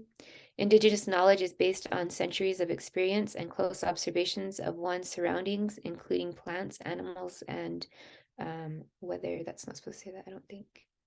And then the picture here is a picture of my great-great-great-grandpa. No, I'm sorry, my great-great-grandpa. This is Ralph Dixie, and this is during the time of really pushing to have that assimilation of Eurocentric ideologies. And so on the left side, you can see him looking very handsome in his traditional clothing. And then on the other side, where he has, within just a few years, kind of moved over to more of a colonized experience. And that was a form of survival for us. However, that knowledge system and Indigenous knowledge continued to be passed down, even in some cases in a way that was secretive as a form of survival. And then just to give examples of how we practice Indigenous knowledge on the river with the Middle Fork. So we harvest and gather traditional foods throughout the whole year. And then when we're on the river, we celebrate and we have a traditional foods night. And some of the foods that we share with our young people, this is the first time they've ever had these kinds of foods. And on the other end, there's some kids who are very experienced with gathering traditional foods and are expert hunters, and sometimes are the ones that are also providing the food for the feast that we share. Then there's mussels. I think there's bighorn sheep in this picture, elk, deer, salmon. I think we have buffalo burger, and then we had some camas that we had prepared.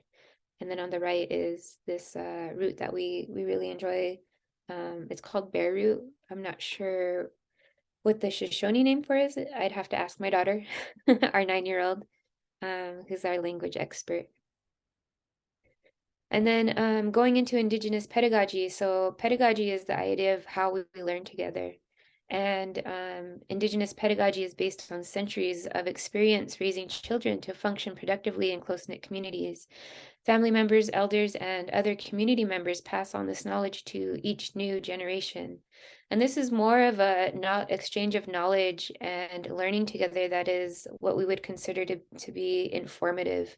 But we understand these cultural practices of, as an example, what Dr. Stevens was talking about. For his people, it's if you talk too much, that's saying something. And for us, we have our own nuances as Shoshone Bannock people, and we're very close and touchy-feely with our children, and that's a form of us expressing that we're showing love as an example. And then talking about bringing these ideas together and what does that look like in contemporary time. I like to use this example of Sam, who spoke earlier, where he is very versed in Western knowledge. He knows what he needs to do to fit into those institutional spaces. However, he is able to figure out how to be an Indigenous researcher, honoring and respecting the parts of being Shoshone Bannock. And we've gotten to a place now where, we can really confidently enter these spaces of research and be able to push back a little bit when we need to, or be able to advocate when needed. And then working with people who are not from our tribe, whether they're native or non-native, we really talk about this idea of cultural competency.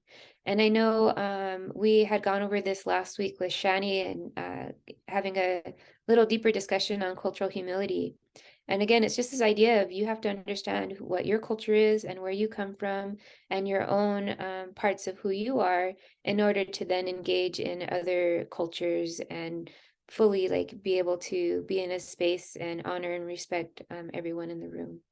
And then when we do that, we are centering our cultural basis for learning, communicating high expectations, and reshaping curriculum to reflect student diversity. And this is what we're doing with River Nua. We are having college professors come on the river with us, and they're working with middle schoolers or elementary students or high schoolers, and they are able to really pick up on the information just because it's situated in a cultural context, and the professor and ourselves or other tribal community members from the Shoban tribes, we're able to bridge those places of understanding, and and it's all for the kids what it comes down to. And then these are just some more examples. We had shared these last week as well, so I'm not going to spend too much time on them. But we do a lot of mentorship. We do a lot of family style learning and camping. And I think something I didn't say last week was that the idea of learning within family units within the literature of Indigenous education is that there is a lot more moments of learning that take place when families are learning together. And then not only that, but we're also providing these social frameworks to look at healthy family styles or looking at social issues impacting our community. And so lots of things are going on when we're learning together. And you'll probably hear me say that many, many times. So with that, I think we did pretty good. I'm going to stop sharing, but before I do, I wanted to make sure that everyone had a chance to get down our email if you might be interested in volunteering or have questions. It is rivernoa@gmail.com. And we thank you guys for your time. We also have a website at rivernoa.org. And I can put those in the chat while we have a discussion. All right, so I think it's open for conversation. We have about 15 minutes left before our workshop series is over?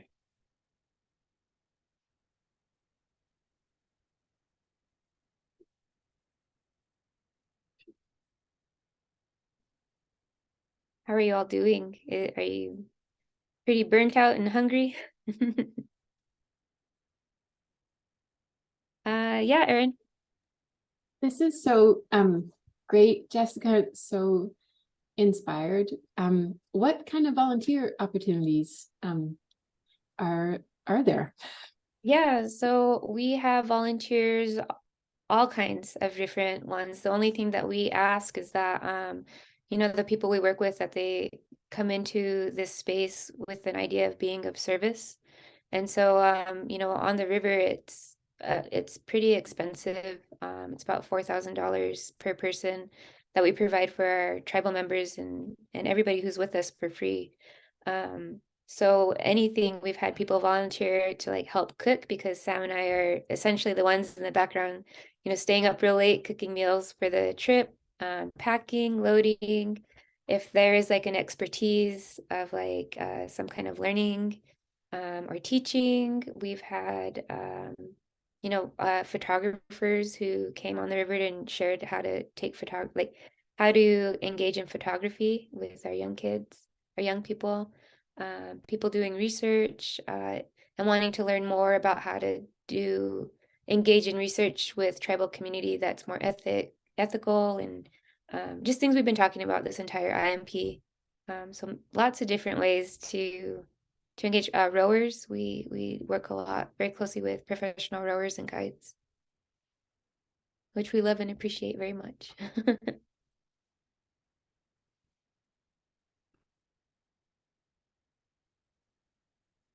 Any other questions?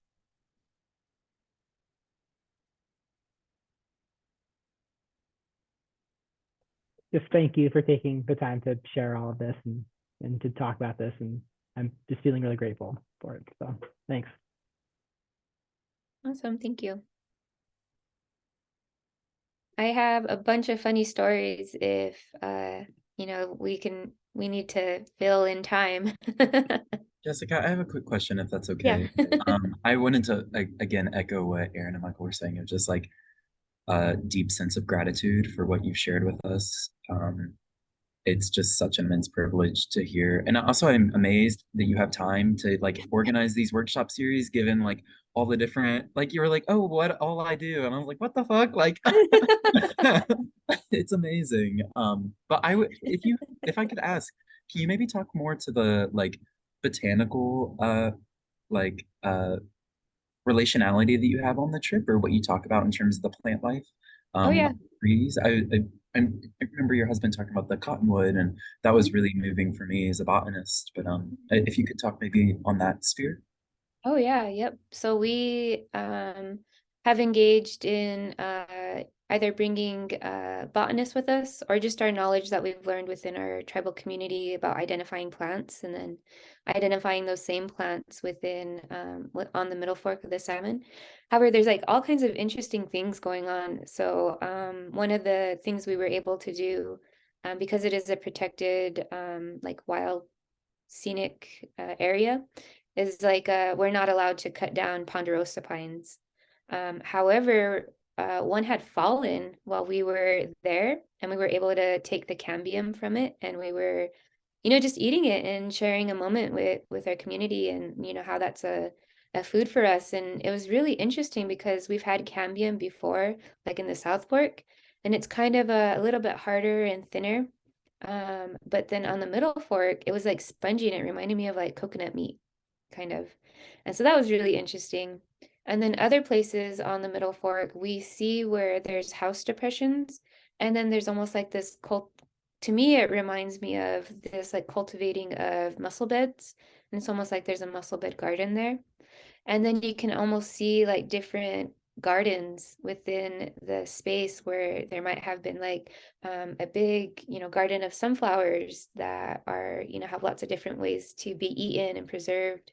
And so you kind of start to identify like how our people used to live. And then at the same time, we harvest our roots, and they're huge, huge roots. And to me, that's saying that, there's there's this part about harvest that's reciprocal with plants too, where when, you know, for example, our people, when you harvest, we don't take all of it. Like that's something we don't do. And we always leave some for the next generation or the next time. But at the same end, if it's not harvested at all, it overgrows. And then there's these big, you know, tight roots that grow together, and that's sometimes not beneficial for plants. So there's this relationship and this kind of part in the movie I was talking about is I honestly, in my heart, I feel this way and have nothing to back it up except our stories and relationship and community and to our land, is that I think our land missed us. And there's parts of that caretaking that, you know, when we're gathering these roots that are super overgrown, that there's like this exchange happening. And so I wouldn't say I can't back it up on, I back it up on our traditional knowledge and our traditional teachings. Whether Western science can agree with me or support that, I don't know. I haven't looked into the literature, but I know I can easily reference my community. Yeah, I love that question. I love plants, so that was great. Yeah, thank you. And also, like, who cares if Western science can back it up? Like, who gives a Yeah. shit? If they can or can't, they can suck it. Like, but thank you so much. That was wonderful. Yeah. Any other questions?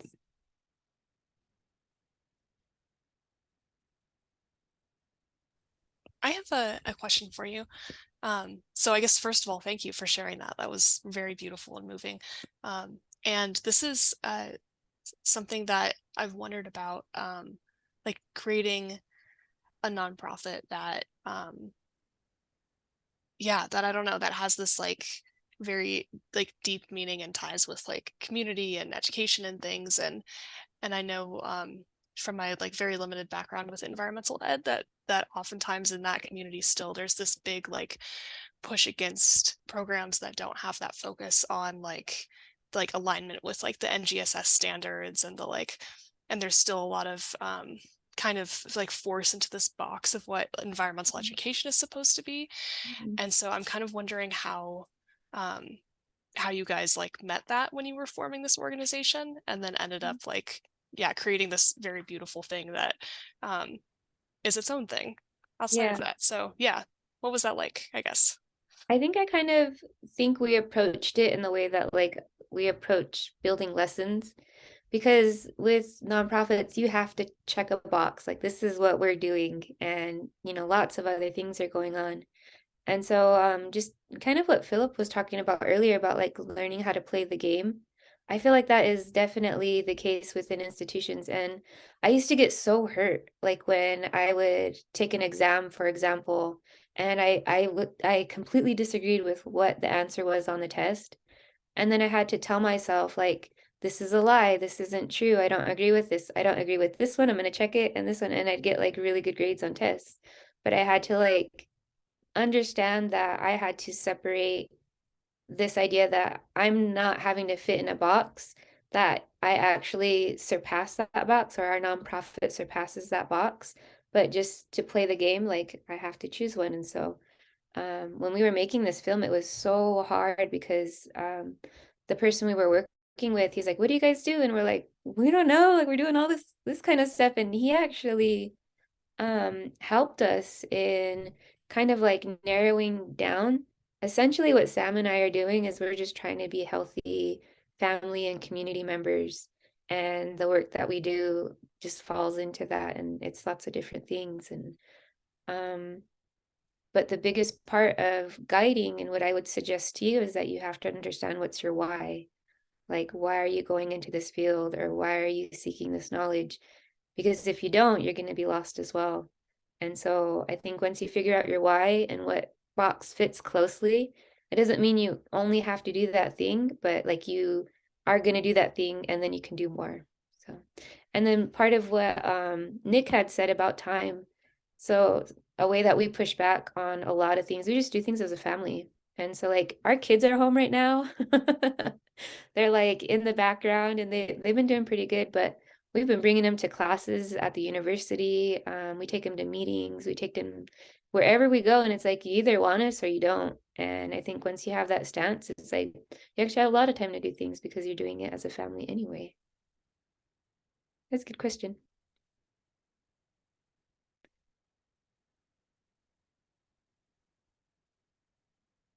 Any other questions? I have a question on your nonprofit. So let's say, so can people sign up as families to go and go down the river? How does this work in terms of bringing non-Indigenous people into into learning more and enlightenment? So they That's a can good have the question. experience to Yeah, expand so we really think about equity and access to our traditional homelands. The Middle Fork is a really great example. And a reason we picked it is not just because we're descendants from the Boise Valley or Tukadika, but also there's this idea of commodifying of our traditional homelands. And so if you have money and you have resources, you have a larger opportunity to access the Middle Fork, where our people who, monetarily struggle, or just have different priorities. They can't spend $4,000 for one person, let alone their whole family. And so we really try to center taking our tribal people down the Middle Fork.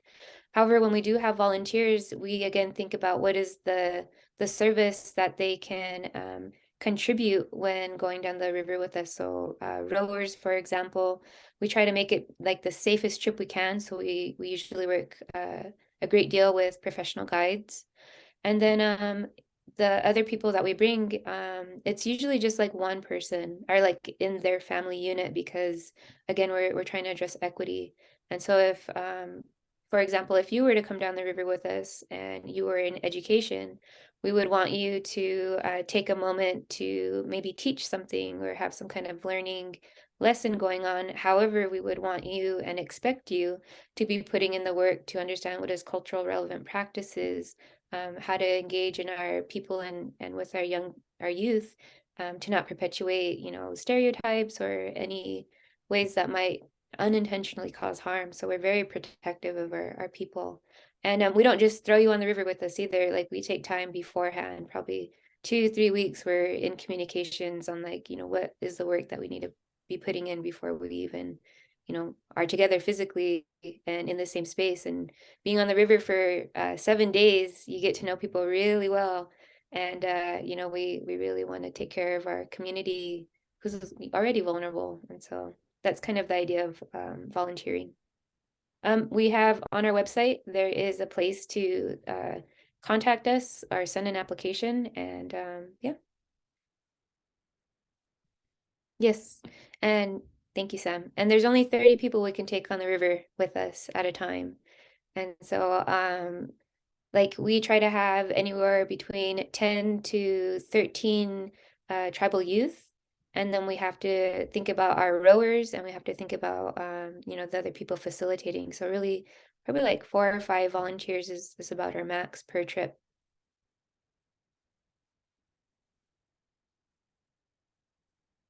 Any other questions? I think we have time for one more, and then we're going to have to end this IMP workshop.